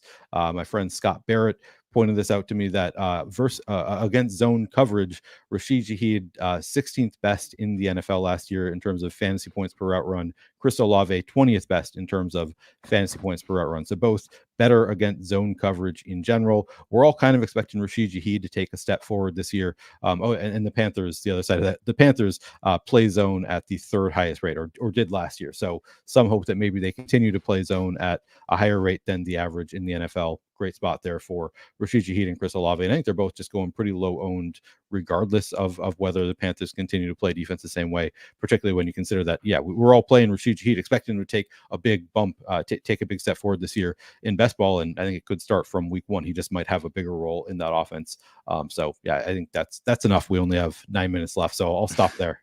No, I love that. That is the great movable force meets the stoppable object, I think, in that one. The Saints offense against the Panthers defense. Just quickly before we'll wrap with a couple rapid fire tight ends, defenses, and things that we miss and hit as many questions as we can. I think we have to build a lineup too, John. So, just a few things to do in 9 minutes. But first, if you guys haven't heard of a site called Splash Sports, you got to check this out. Okay. Splash Sports, they host NFL Survivor and Pick'em pools every single week. It's available in 34 states and Canada. Shout out to our Canadian friends. And you can start with their $1 million Survivor pool in week 1. You pick one winning team each week, and you have a shot at $1 million. But of course, you can't use the same team twice. If you join us in week 2 for the RotoGrinders Survivor Revival Tournament, try to say that one 10 times fast. It's just $20 with over $20,000 to be won. Plus, we're giving away RG premium prizes for all of the top 20. And the links to all of that for Splash Sports are in the description. So make sure and check that out. I want to hit a perfect segue into your New Orleans Saints call, and somebody mentioned a tight end that I like as well in the chat. Just hit a couple tight ends super quickly. You mentioned Taysom Hill. I did want to kind of give Taysom Hill a shout. If the Saints have nobody else, and he's apparently the only guy that Dennis Allen likes on the entire team, I think he's a viable tight end. But John, any tight ends that stand out for you that we haven't hit on? Yeah, I think the Taysom Hill call is actually is a good one. You never know how they're going to use him. but they're going to use him in some way. And we've seen, he was a guy that last year, maybe it was a year, but you can break a slate. He can get multiple touchdowns because they're going to use him in the red zone. You never know who he's going to line up as a quarterback either. I don't know. I think tight end's a position I'm going to be pretty spread out at. Like there's nobody that I'm really looking at and thinking like, oh yeah, I need to have this guy. Like I think the best point per dollar option is probably Kyle Pitts. I want to be under the field. I think Evan Ingram maybe is like the tight end I have the most confidence in, but it's a little bit like the catcher position for me in baseball this week, where I'm probably just going to stack. Like it's going to be part of my stack, or I'll just go with like. There's nobody I'm really reaching out for. Like this is not the position I'm filling out first in my lineup. Neil. I feel the exact same way. I don't love any tight ends in the slate. A lot of the time, I'm just going to end up correlating with my quarterback. Whoever I'm playing a quarterback, just going to stack the tight end, or at least within the game stack. Do not feel particularly great about any of the tight ends on this slate. Like John said, Kyle Pitts, the clear point per dollar option. Don't feel great about firing with. I'm expecting Dalton Schultz to go off just because I'm playing every other portion of that offense, and I don't really plan on playing a lot of 4,900 Dalton Schultz. So that's going to be the 2 touchdown game naturally. Bauer is sort of interesting at 4,500. Unclear how much of a role he's going to have this year. Do you think would I be too crazy to play some Michael Mayer? I've thought about like if they're going to run a 2 tight end rotation, he's cheap. I don't know. You think I like some of those punt guys on teams where you really need it. He's going to play, and he was a 2nd round pick and an awesome prospect at tight end. And I think people are viewing it as, oh, they got Bowers, so he can't possibly play that much. They are going to play 2 tight ends like as their base personnel. So Mayer's going to get plenty of snaps. It's just what production does that look like alongside those guys? I have no idea, but he's going to play for sure. I actually maybe John mentioned him and I was just zoning out, but did we talk about Mike Gesicki? Because I think Gesicki with T Higgins out is another play that probably is gonna see some targets here. Definitely worth considering. I think some people play Gesicki in cash even. He's 3,000. I think that he's a very solid enough option at tight end as well. I have Gesicki is so hard for me to wrap my head around because he's like a tight end. That isn't a tight end, but I think that to your point, like if everybody was healthy, I'd be like, oh man, like how much is he really going to play? But without Jamar Chase, we're always looking to Yoshi and Trenton Irwin and these other guys to play some more. I think Gesicki could fill that role. My Giga Brain, Galaxy Brain nonsense that I like to share every single week is in the Vikings and Giants game. TJ Hawkinson is out and nobody cares about the backup tight ends there. I get it because they kind of have 2 of them, but Johnny Munt for the Minnesota Vikings, I think is going to be there, like fill most of the TJ Hawkinson role. Josh Oliver is kind of like a blocker, weird, not a traditional like pass catching tight end. I'm going to be playing a little bit of Johnny Munt today and like game stacks of that to get some fun stuff to be able to maybe I want Tyreek, I want Rashad White, I want Justin Jefferson. Paying down a tight end for someone like a Johnny Munt, I think is pretty fun. Any other tight ends? I don't think so. I agree with these guys on that one. I want to hit a couple questions, maybe 1 or 2 questions, and then we'll build a quick team. I wanted to go back because there was some really good questions along the way. Favorite, this is good. Luis Lopez says, especially since we are talking about maybe you don't need to punt, especially on FanDuel, if you had a mid-priced wide receiver, so not the Tyreek Hills and not the punts, a mid-priced wide receiver on FanDuel, John, who would be your favorite? Good question. Mid-priced. Can you define that for us? No, use it in a sentence. Yeah. I think probably like Michael Pittman and Christian Kirk are guys that got tagged and they're mid-priced. Like I'm thinking around 6,500. If you want to get different and play somebody mid-priced, Amari Cooper revenge game. I like it. I like that. I know you briefly touched on that game, but like 2 good defenses, but also could be 2 good offenses. Neil, any mid-price? Up to your interpretation. If Cooper Kupp qualifies, he's a great point per dollar play on FanDuel at 7,000. So I like him. Nico Collins just 100 more. I mean, I talked about all those Texans receivers are kind of mid-price. Nico Collins at 7,100, whereas Diggs is 6,800. Dell is 6,400. So I think all of those Texans maybe qualify as mid-price. I'm kind of into all of them. Malik Neighbor is 6,300. I am going to play some. So yeah, I think the mid range, I'm going to be kind of playing a lot from the mid range at wide receiver on FanDuel in general. Yeah, those are some of my favorites. That makes sense. I'm just trying to scroll back here really quickly to make sure I didn't miss anything. Oh, here's just a fun one. If you had to make one bet on a player to score a touchdown today, John, your one touchdown bet. So we're considering like the odds or who I think is most likely to score a touchdown. You tell me. It's your money. I'm going to go with the guy that I mentioned earlier in the show, and I'm presuming he's got like pretty long odds. I'm seeing him, 380. Alec Pierce. Ooh, I like it. Yeah. So if you want something interesting to watch, and you want like kind of the long shots, like it's not maybe not a guy I go crazy with in DFS, but certainly in my 150 set. But I think Alec Pierce. Oh, and then if we want like a more obvious return, then Tyreek Hill. That is a wildly different player. Alec Pierce and Tyreek Hill. I was about to say, let's track this throughout the year, and then I was going to take Tyreek Hill to John's Alec Pierce, and I was like, I'm loving this game already. Yeah, how contrarian, like Raheem Mostert shouldn't be. He's not contrarian in DFS. I have no idea what the touchdown odds are. I would have to think pretty high odds of hitting a touchdown. As far as like long odds, man, I have not given a ton of thought to who most likely to score a touchdown. I mean, David Montgomery, would he? Ooh, that's a good one. I'm probably not getting off the wall enough, am I? I don't know. No, David Montgomery. We haven't even mentioned it. Yeah, we haven't even because thought it's not about on David the DraftKings slate. Yeah, it's only on FanDuel. So I'm glad you mentioned Cooper Kupp for anybody. You can play Rams and Lions players. Let's bring. Do we need to build a team, John? This is. I was not. Okay. I'll pick from some of the things we said. Yeah, and, we trust I'll you. Your tags too, and yeah. I'll put something in there. It'll be better than if I gave my input live on the air anyway. So we trust you. We trust you. Yeah. We got to bring. We got to bring in the crunch time folks to transition us out of here. Week 1 GPP flannel takes. I guess we do have to do, as we bring the crunch time guys in here, we got to give the hot take, right? What's going to win tournaments today? It can be a play, it can be a stack, it can be a whatever. We tried to do this every single week last year. John, we'll start with you and let Neil, since he's our newbie. You get to go first, John.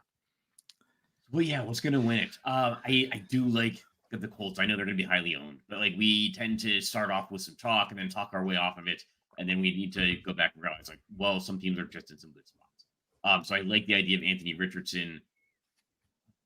I just kind of shout out Alec Pierce. A.D. Mitchell is going to be probably more a conventional call, but like Michael Pittman is also the guy that we maybe want to get to. I like the idea of running it back maybe with the Joe Mixon thing. I think people are going to be going for Nico Collins. And Nico Collins is a great play. It's just that he's expensive. You maybe get a little bit more certainty and like a little bit less opportunity cost at the running back position. So I'd probably go some kind of like Anthony Richardson, Pittman, Mixon. And then if I really want to get wild and different, like Pierce or Kylan Granson. All right, Neil, what's winning? I mean, same game, so we're pretty close, but then we're also kind of the opposite, because I'm going to that Texans passing game, because we're not seeing a ton of projected ownership going there. I think the ownership could surprise us, because every show that I've been on and I've heard other people talk about, everybody kind of liking the Texans this week. So I think it might end up being higher than we're anticipating, but not projected for more than 5-6% ownership anywhere I've looked. So I really like the idea of a double stack with CJ Stroud. And I think you can get a little bit different by playing Stephon Diggs as part of that double stack. Not a lot of people going to do it. So I love playing. I think the Texans double stack going to win the slate. Love that one. I'm just going to toss into one of your running back spots. I don't need to talk about De'Ami Brown or these losers that I talk about too much every single week. James Conner, that's your low-owned running back that smashes. Highest scoring running back on the slate, James Conner.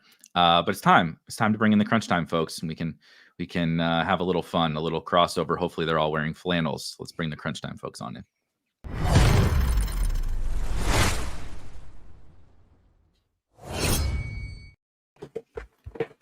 What's up, guys? No flannels. What a friggin' disappointment. week. Now you know what to do. But we just gave out our hot take. I want to hear before we get out of here and pass it on to you guys. How are we feeling about the slate? Chief, kick us off. What's the hot take today? I think my hot take is more of a real life hot take than a DFS hot take. I do have a DFS hot take, but my real life hot take is Arizona goes into Buffalo and wins this game today. Go get your plus 240 shares. That's my real life hot take. Fantasy hot take. Tua goes for 303. Okay. I like this. Tay, I don't think we had the pleasure of doing a show together, and we got to go to you before TJ. We've had enough of TJ for the last 3 hours. What do you got for me? I've had enough of TJ for the last 3 hours.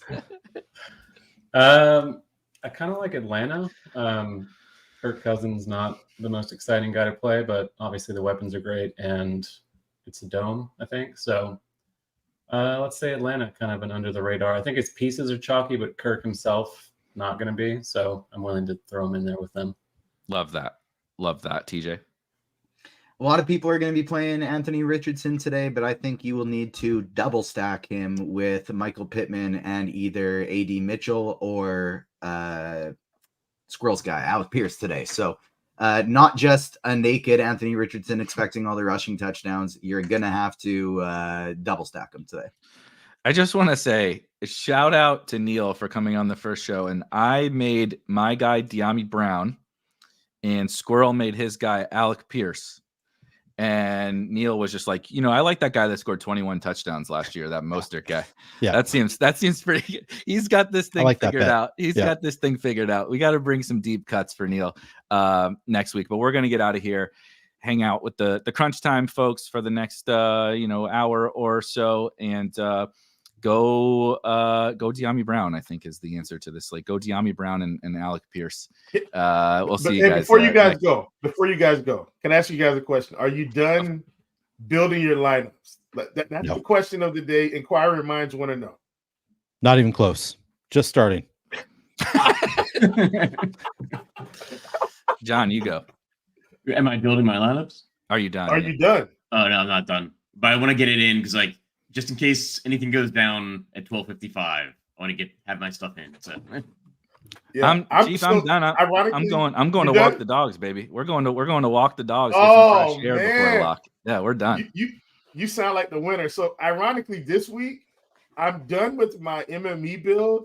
I'm nowhere near my single entry stuff, and I know I'm sitting here overthinking it for no reason at all. But I'm just gonna build. I'm just gonna build what I think is right and go from there. It's week 1. Who cares? You mean you're not done when the most important player on the slate got arrested before I was done, and then I saw Tyreek in handcuffs on the sidewalk before the game, and I was like, "Oh no!" Up my Tyreek exposure after that. I said, "Oh, he's gonna go ballistic today. He's going nuts." All right, guys, we got to get out of here to leave these guys with some time. We'll see you next week on GPP Final Takes.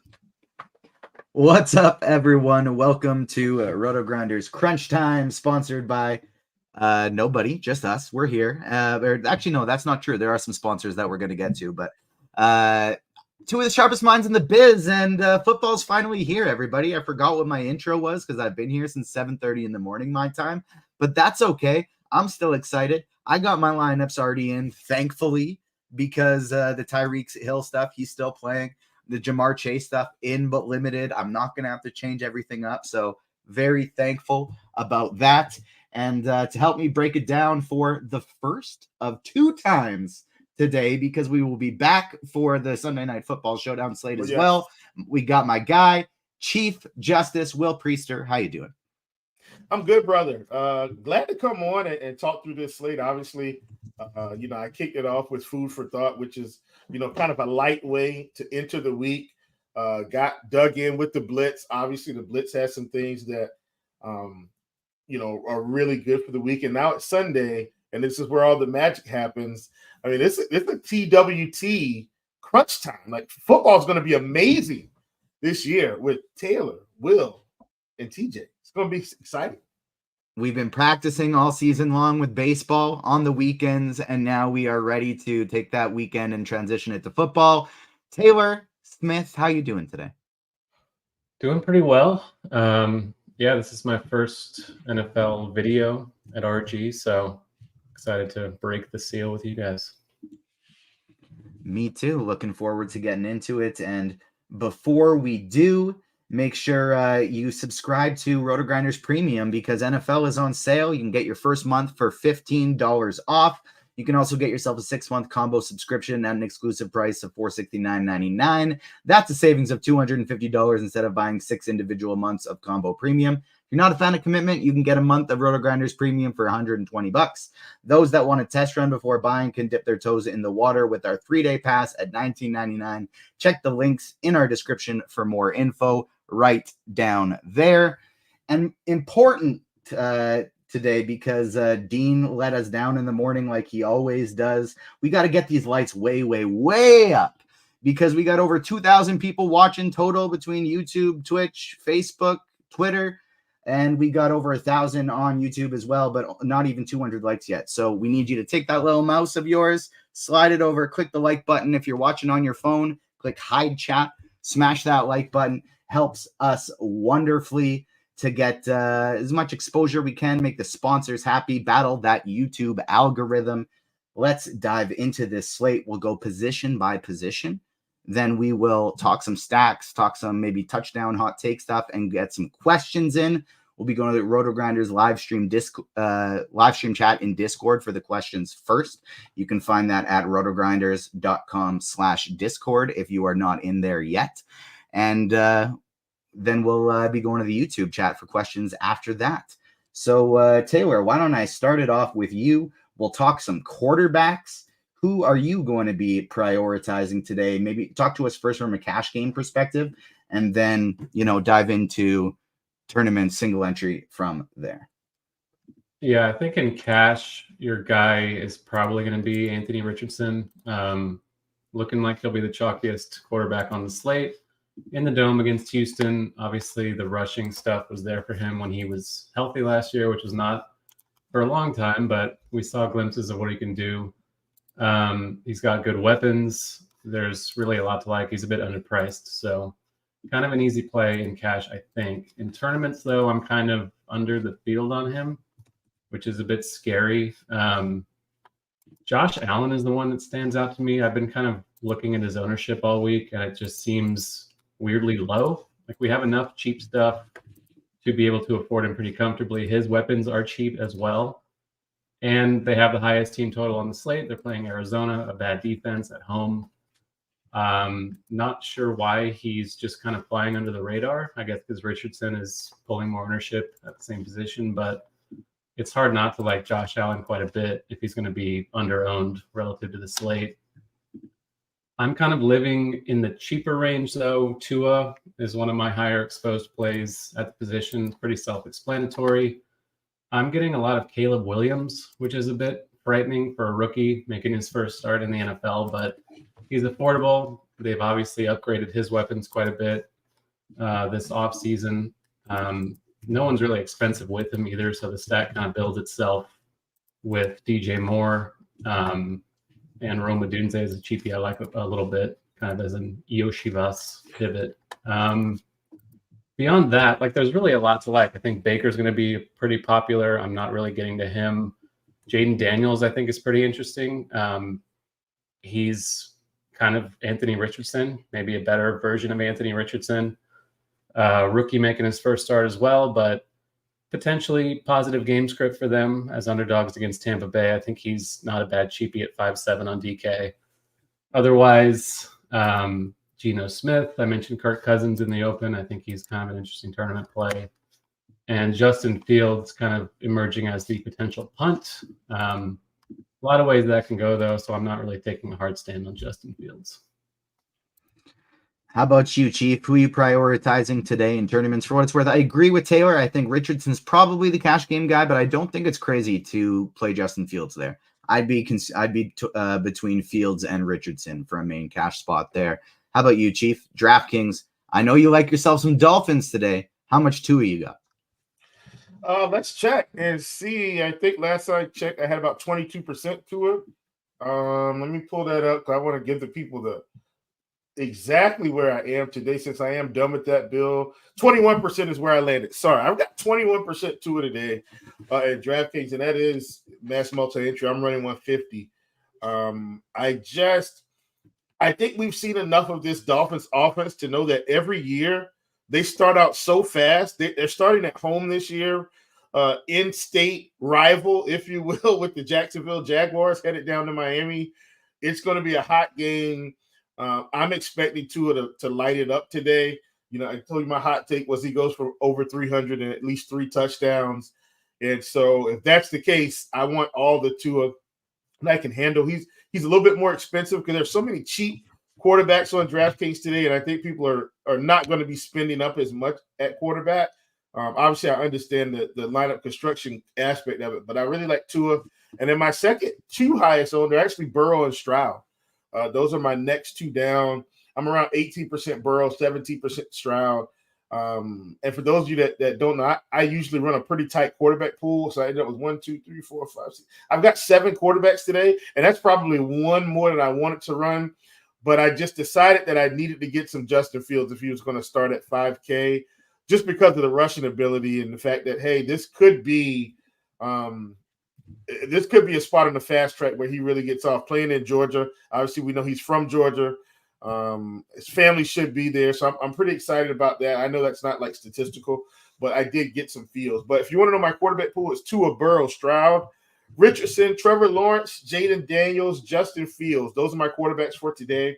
I thought I was going to have a few more, and I couldn't do it, man. My brain wouldn't let me have 12 quarterbacks. So I got it down to, I guess, 7. 21% Tua, 18% Burrow, 17% Stroud. Right on the nose with the field on A-Rich at 15%. 11% Lawrence, 10% Jaden Daniels, 8% Fields. That's my pool for today, and those are my exposures. I do wish I could have done the same, from an exposure standpoint, but I ended up with 13 for MME. I got it a lot tighter for my main lineups, my single entry stuff, my 3 entry max, 5 entry max. But for MME, I basically just 13 different quarterbacks with full stacks for their teams because there's so many different offenses I like today. Richardson is going to be my top guy. I love Jaden Daniels for tournaments as well. Trevor Lawrence, I think, is very interesting if you want to full stack it. But my biggest thing today is if I'm double stacking my running quarterbacks and I'm triple stacking my passing quarterbacks. Like if I'm playing somebody who is not going to be running for 50 plus yards and potentially a touchdown, I'm going for bare minimum 2 receivers with them today. None of that single stack stuff for me. Taylor, over on FanDuel, it seems like the ownership is actually conglomerating to the expensive quarterbacks a little bit more. Richardson's pricier over there. He's 8.3, 8.5 for Stroud, 9.2 or 9.3 for Josh Allen. 9.2 for Josh Allen? Who would you prioritize in cash? Would you be using one of those guys, or would you be going cheap to Caleb Williams, Justin Fields, Jaden Daniels?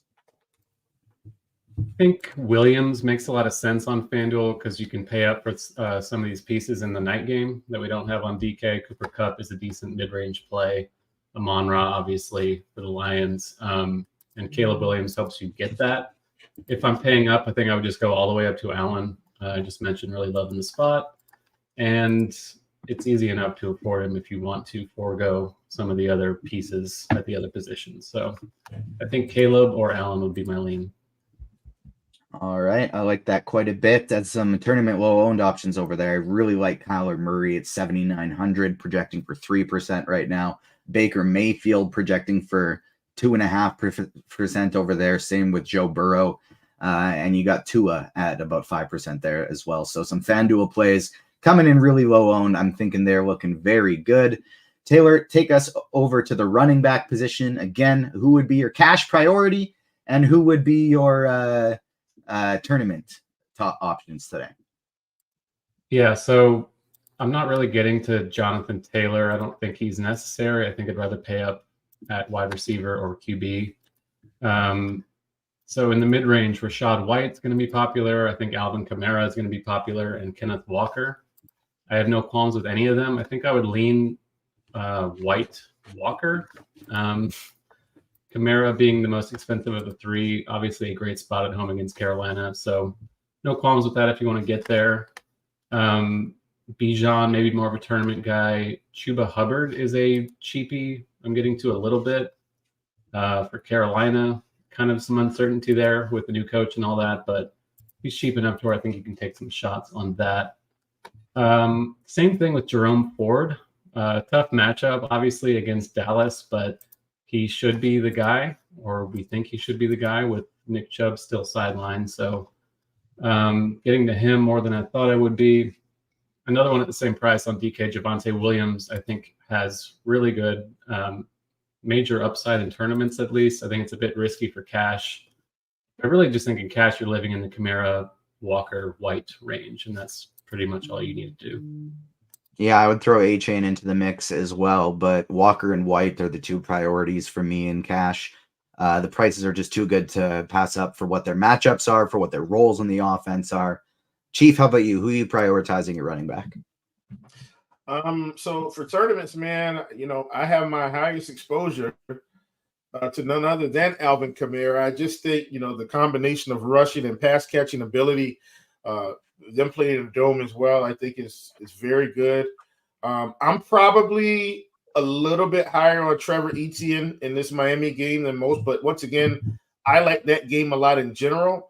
And I'm really going slightly over the field on a lot of these cheaper guys like Jerome Ford, Chuba Hubbard, Zamir White, Najee Harris. Those types, I'm going slightly over the field on those. I just kind of ran a split with Moss and Chase Brown because I just don't know how that situation is going to shake out. I want to see it week one, but I did run pretty much a even split with them. But yeah, Alvin Kamara is my highest own. I've got about 19% of him. Rachaad White coming in next. But I really like Bijan in this spot because I feel like people just don't want to play him. I do think he's slightly overpriced for the spot. Let me just say that. But I also think if this offense is going to be so much better, Bijan could in fact be Christian McCaffrey. And if he's not, and if he's anything close to Christian McCaffrey, then he's too cheap. And so I think there's some fear of the unknown. I think there's some speculation there, and I want to lean into that. So I will be playing a fair amount of Bijan also. The running back position, I mean, all the positions are so ridiculously strong today. It's so tough to narrow down because you do have these guys in the 6 to 7K range where you can play literally any of them. And somebody like James Cook is going to come in single digit ownership. Travis Etienne is going to come in single digit ownership. And they're awesome plays today. Raheem Mostert as a pivot off of Achan and Tyreek Hill is a wonderful play in tournaments today. My favorite cheapie, I think, is probably Devin Singletary, followed by Chase Brown. Really like Chase Brown in tournaments today. James Conner as a run back, if I'm playing some Buffalo stacks, is something I like getting to as well. And then Joe Mixon in my I talked on as the show transitioned here about I really like a Colt stack with not just Richardson, but two of his receivers as well, Pittman and Mitchell. And so I like running that back with Mixon on the other side of things. Take me over to receiver, Chief. Who you got over there? All right, how much are you playing of the mega Andre Yoshivas chalk? This is a very easy cash game on DraftKings today. You play Yoshivas, you play Hill, and then you play my preference is London, but Neighbors, Dell, McLaurin, Godwin, all of these guys very cash viable today. So tournaments is where we really have to try and get different. How much Yoshivas are you playing? Yeah, I just hit the lock button on him. I'm gonna let it ride from there. And the reason why I'm hitting the lock button, at 3K, do I think he's got a shot at 15 fantasy points? The answer is yes. Do I think he's got a shot at 20? The answer is yes. Do I think he's got a shot at 30? No. But I do think he has a shot at 20 fantasy points today. At 3K, you nailed a 3K receiver that gets you 20. It's not hard to see why. I mean, in my opinion, if he's filling the T. Higgins role, that's good for 5 catches for 60 yards and a touchdown. And that's what I have in my head. 5 for 60 and a touchdown. I don't think he's going to be out here with over 100 yards, but 5 for 60 and a touchdown is right where we want to be. That's pushing 20 fantasy points. Not quite there. It's around 17, but like that's what I'm looking at. And so I'm planning to load up on him. I'm gonna hand this one over to you guys. Let's play a little small guessing game. Who do you guys think is my third highest on receiver? Tyreek is my second. I'm like pushing 45% on Tyreek. Who do you guys think is my third highest on receiver by chance? And he's very low owned today. I couldn't believe it. Michael Pittman. It's I already said it now. Justin Jefferson. It's Justin Jefferson. The ownership on him today, guys, in tournaments, it is very low. I'm talking about around 6-7%. And one of the things I like about Jefferson, if you go back, and I've talked about this a little this week, if you go back and look at Coach McConnell's offense, it doesn't really change with who the quarterback is. Justin Jefferson is still going to get most of the targets here. And I for one, think Sam Darnold is a reasonable quarterback. I think he's better than any of the backups they had last season down the stretch when these guys were throwing for 350 yards at the end of the season, and Justin Jefferson was still lighting the world on fire. I don't think Justin Jefferson's role is changing at all, and nobody's playing him today. And so I think, to be honest, I think Justin Jefferson is actually the ultimate tournament wide receiver today, just based on where the ownership is. I think this is an amazing spot for him to get off when nobody's playing him. I'm trying right now. I'm building my DraftKings single entry, and I'm actively trying to get Tyreek and Justin Jefferson in the lineup. Actively. Taylor, how about you? What are you doing with Yoshi Voss, and who else are you prioritizing a receiver? Yeah, I'm playing him in about 3/4 of my lineup, so I'm pretty much eating it. Not comfortable, but there's really no one else in that range I feel very strongly about, so it kind of is what it is. Good spot, should have a good role, especially if Chase is limited, like they say. So I'm just kind of banking on the volume being there. Otherwise, eating the hill chalk. Playing a lot of Waddle with him. I mentioned getting to Tua, so double stacking that is pretty obvious. I like the 7K range with Pittman and Nico Collins in that Houston Indy game. As far as cheapies go, Drake London, like we've said, is underpriced. I'm getting to Odunze because I am getting to Caleb Williams and DJ Moore by default. But going cheaper, Christian Kirk, in theory, still the number one guy for Jacksonville. That side of that game might be going a little overlooked. It did have a pretty tight spread. And if we expect Miami to put up points, then in theory, Jacksonville will too. And some of the pieces, I didn't mention Justin Herbert, but he's affordable. They have cheap receivers, of course, now with Lad McConkey and Josh Palmer. They're playing the Raiders at home, which seems like a pretty appealing spot, semi-indoors at SoFi. So Charger stacks are very easy to build and lets you pay up for other stuff elsewhere. And I think there's kind of some sneaky upside there. All right. Well, take me over to the tight end position. Tight end is bad. So I'm kind of focused on a handful of guys here. Dalton Kincaid, even without Josh Allen, I think is fine on his own. Kind of toward the high end on salary spectrum, but we don't really have any of the true high end guys on this slate. Isaiah Likely, guys like that. So I think Trey McBride is a fun one-off as well in that Buffalo game. David Njoku, I do have some Watson, and he's the guy I'm pairing him with for the most part, just a skinny stack there with Njoku. Kyle Pitts, rolling the dice on that again. He's cheap. They should be better. Hopefully he will get more involved than he's been in his entire career. So could be underpriced for the role he may play. So I'm kind of banking on that. And otherwise, just flyers. Evan Ingram, I think, is pretty interesting. I'm not getting to him as much, but perfectly fine play. Otherwise, punting Mike Gesicki, K-Dot, and Cole Kmet, things like that. I really think Trey McBride is going to break the slate today. Buffalo dealing with some injuries in the middle of that defense. He was unbelievable last year, and I think he should be about $1,000 more expensive. So getting a lot of Trey McBride for myself today. A couple questions I want to touch on quick. Just because they were straight from the receiver position that we just talked about. What team is Yoshi on? His name is Andre Iosivas is how it's spelt. Yoshivas is how it's pronounced. He's a 3K receiver for the Cincinnati Bengals. And then somebody asked about Diami Brown as a pivot off of Yoshi. I'm doing that in my Jaden Daniels lineups. In my Jaden Daniels lineups, the 3K receiver I'm using is on the Commanders as opposed to Yoshivas. But other than that, I'm just keeping it with my Bengals guy.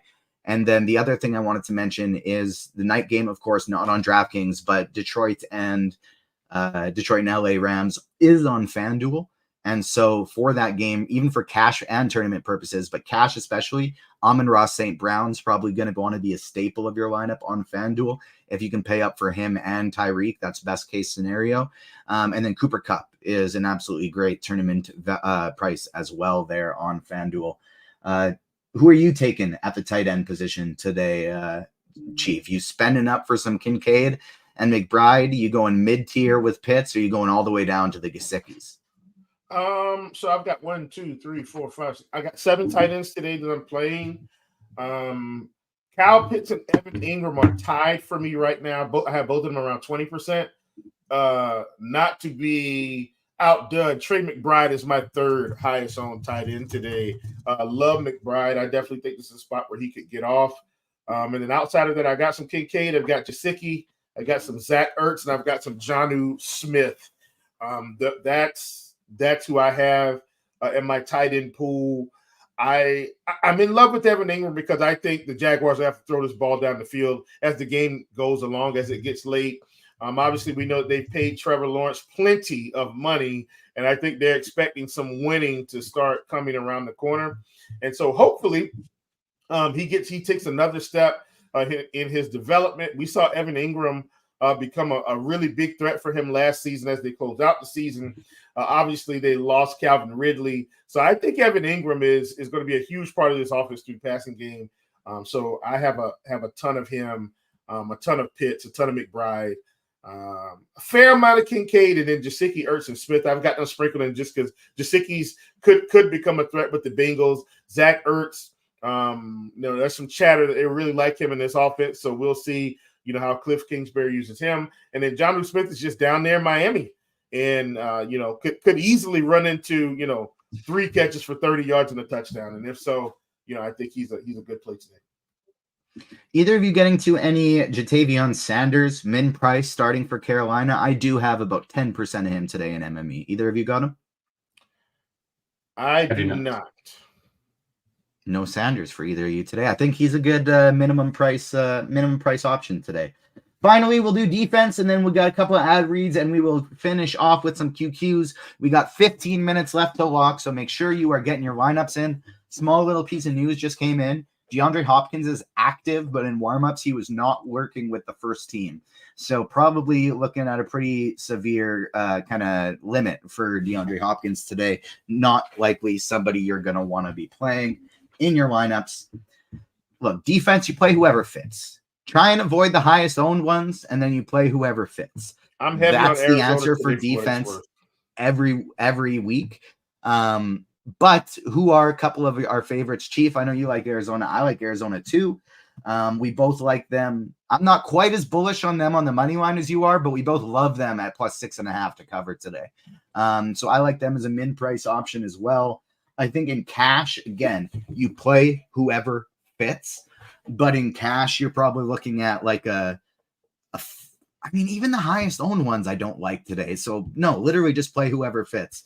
Taylor, who are you playing in defense today? The Seahawks are the one I have the most right now. Kind of pricey, but good spot at home against a rookie QB. And in theory, that defense should be improved. They hired a defense first coach. So I'm kind of hoping they come around. Tampa Bay in a similar spot against a rookie making his first start on the road. Kind of pricey also, but not the worst defense out there. For savings, I'm landing on a lot of Tennessee. The theme being rookie QBs in their first starts, I guess. But yeah, it's hard to have a lot of conviction about defense. It's just kind of whatever fits, like you said. Smash that like button. If you are watching us on YouTube, let's bounce these likes way up here, and then we'll get some hot takes. We'll get some favorite stacks and some questions in here. But first, If you're looking for a plus EV contest this NFL season, our friends over at Action Network have one for you. Their podcast called The Favorites is bringing back their free, you heard that, free 99 NFL Pick'em contest this season. Totally free to sign up at favorites.com, favorites.actionnetwork.com. Just 5 picks against the spread every week. Cash prizes for the top 10 finishers, $40K to first prize place, $100K total prize pool, thousands up for grab each week. Again, totally free to play. Contest just went live. Just go to favorites.actionnetwork.com to sign up and complete the $100,000 prize pool. The link is in the description down there. And then additionally, another good new website to check out, and you can skip the trip to Vegas with Splash Sports. It's a lot of fun. They have $1 million contests up here. They got pick'em pools. They got survivor pools, all kinds of different things you can do over at Splash Sports. They're hosting a survivor and pick'em pool every week, available in 34 states and Canada. Shout out Canada. Start with their $1 million survivor pool in week 1. Pick one winning team each week for a chance of $1 million. Don't use the same team twice. Join us in week 2 for the RotoGrinders Survival Tournament. It's just a $20 entry with over $20,000 to be won. Plus, RotoGrinders Premium prizes for the top 20. So you get free, as you can see here, RotoGrinders Premium. If you finish top 5, it's 6 months. If you finish from 6th to 20th, free month of RotoGrinders Premium. Check the link in our description for more details. Top stack overall and top snack to get super duper sneaky today. Winning a milli that no one else is going to play.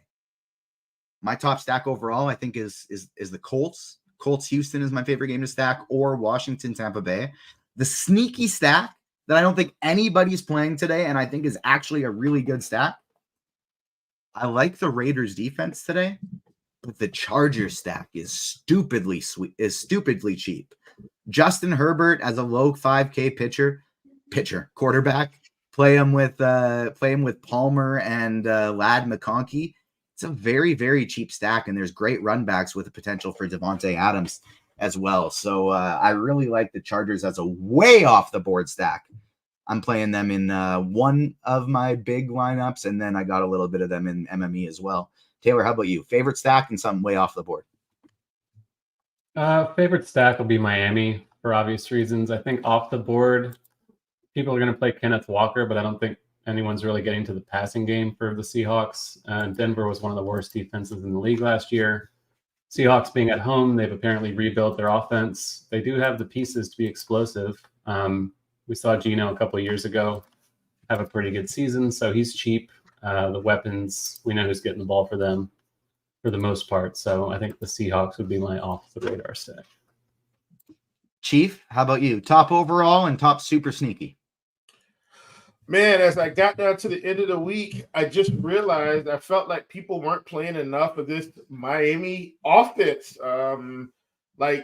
As a whole, I think a lot of people are playing those pieces separately, but I don't think they're stacking them, TJ. And that's kind of where I ended up landing. We've just seen this team put up so many points to start almost every season over the last few with Coach Mike McDaniel. I don't see why they would suddenly start slowing down today. Early in the week, I was on the Bengals heavier than most, but I just feel like because of the Yoshivas, people are just going to end up there.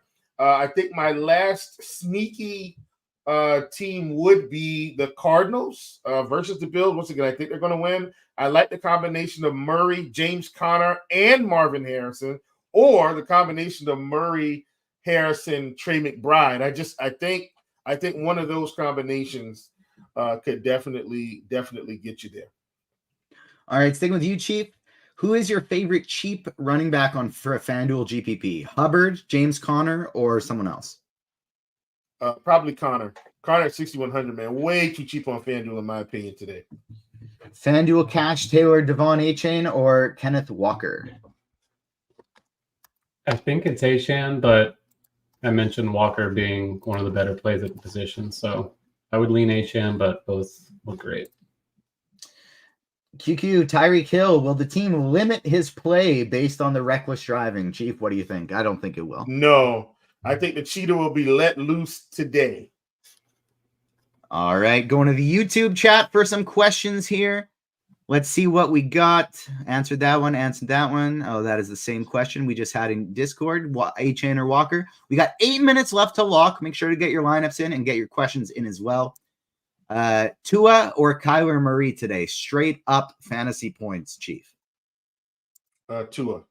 Can I mention one more thing right before question? I do like the combination of J.D. McDaniels and Terry McLaurin. I don't think Daniels is getting enough love today. We've seen Tampa Bay, be a pass funnel offense, and I definitely think they could get rolling here. Love him on the other side. All right, just wanted to mention that. Sorry about that. Back to questions. Favorite wide receiver on FanDuel, 6K and under, Taylor. 6K and under. Let's see.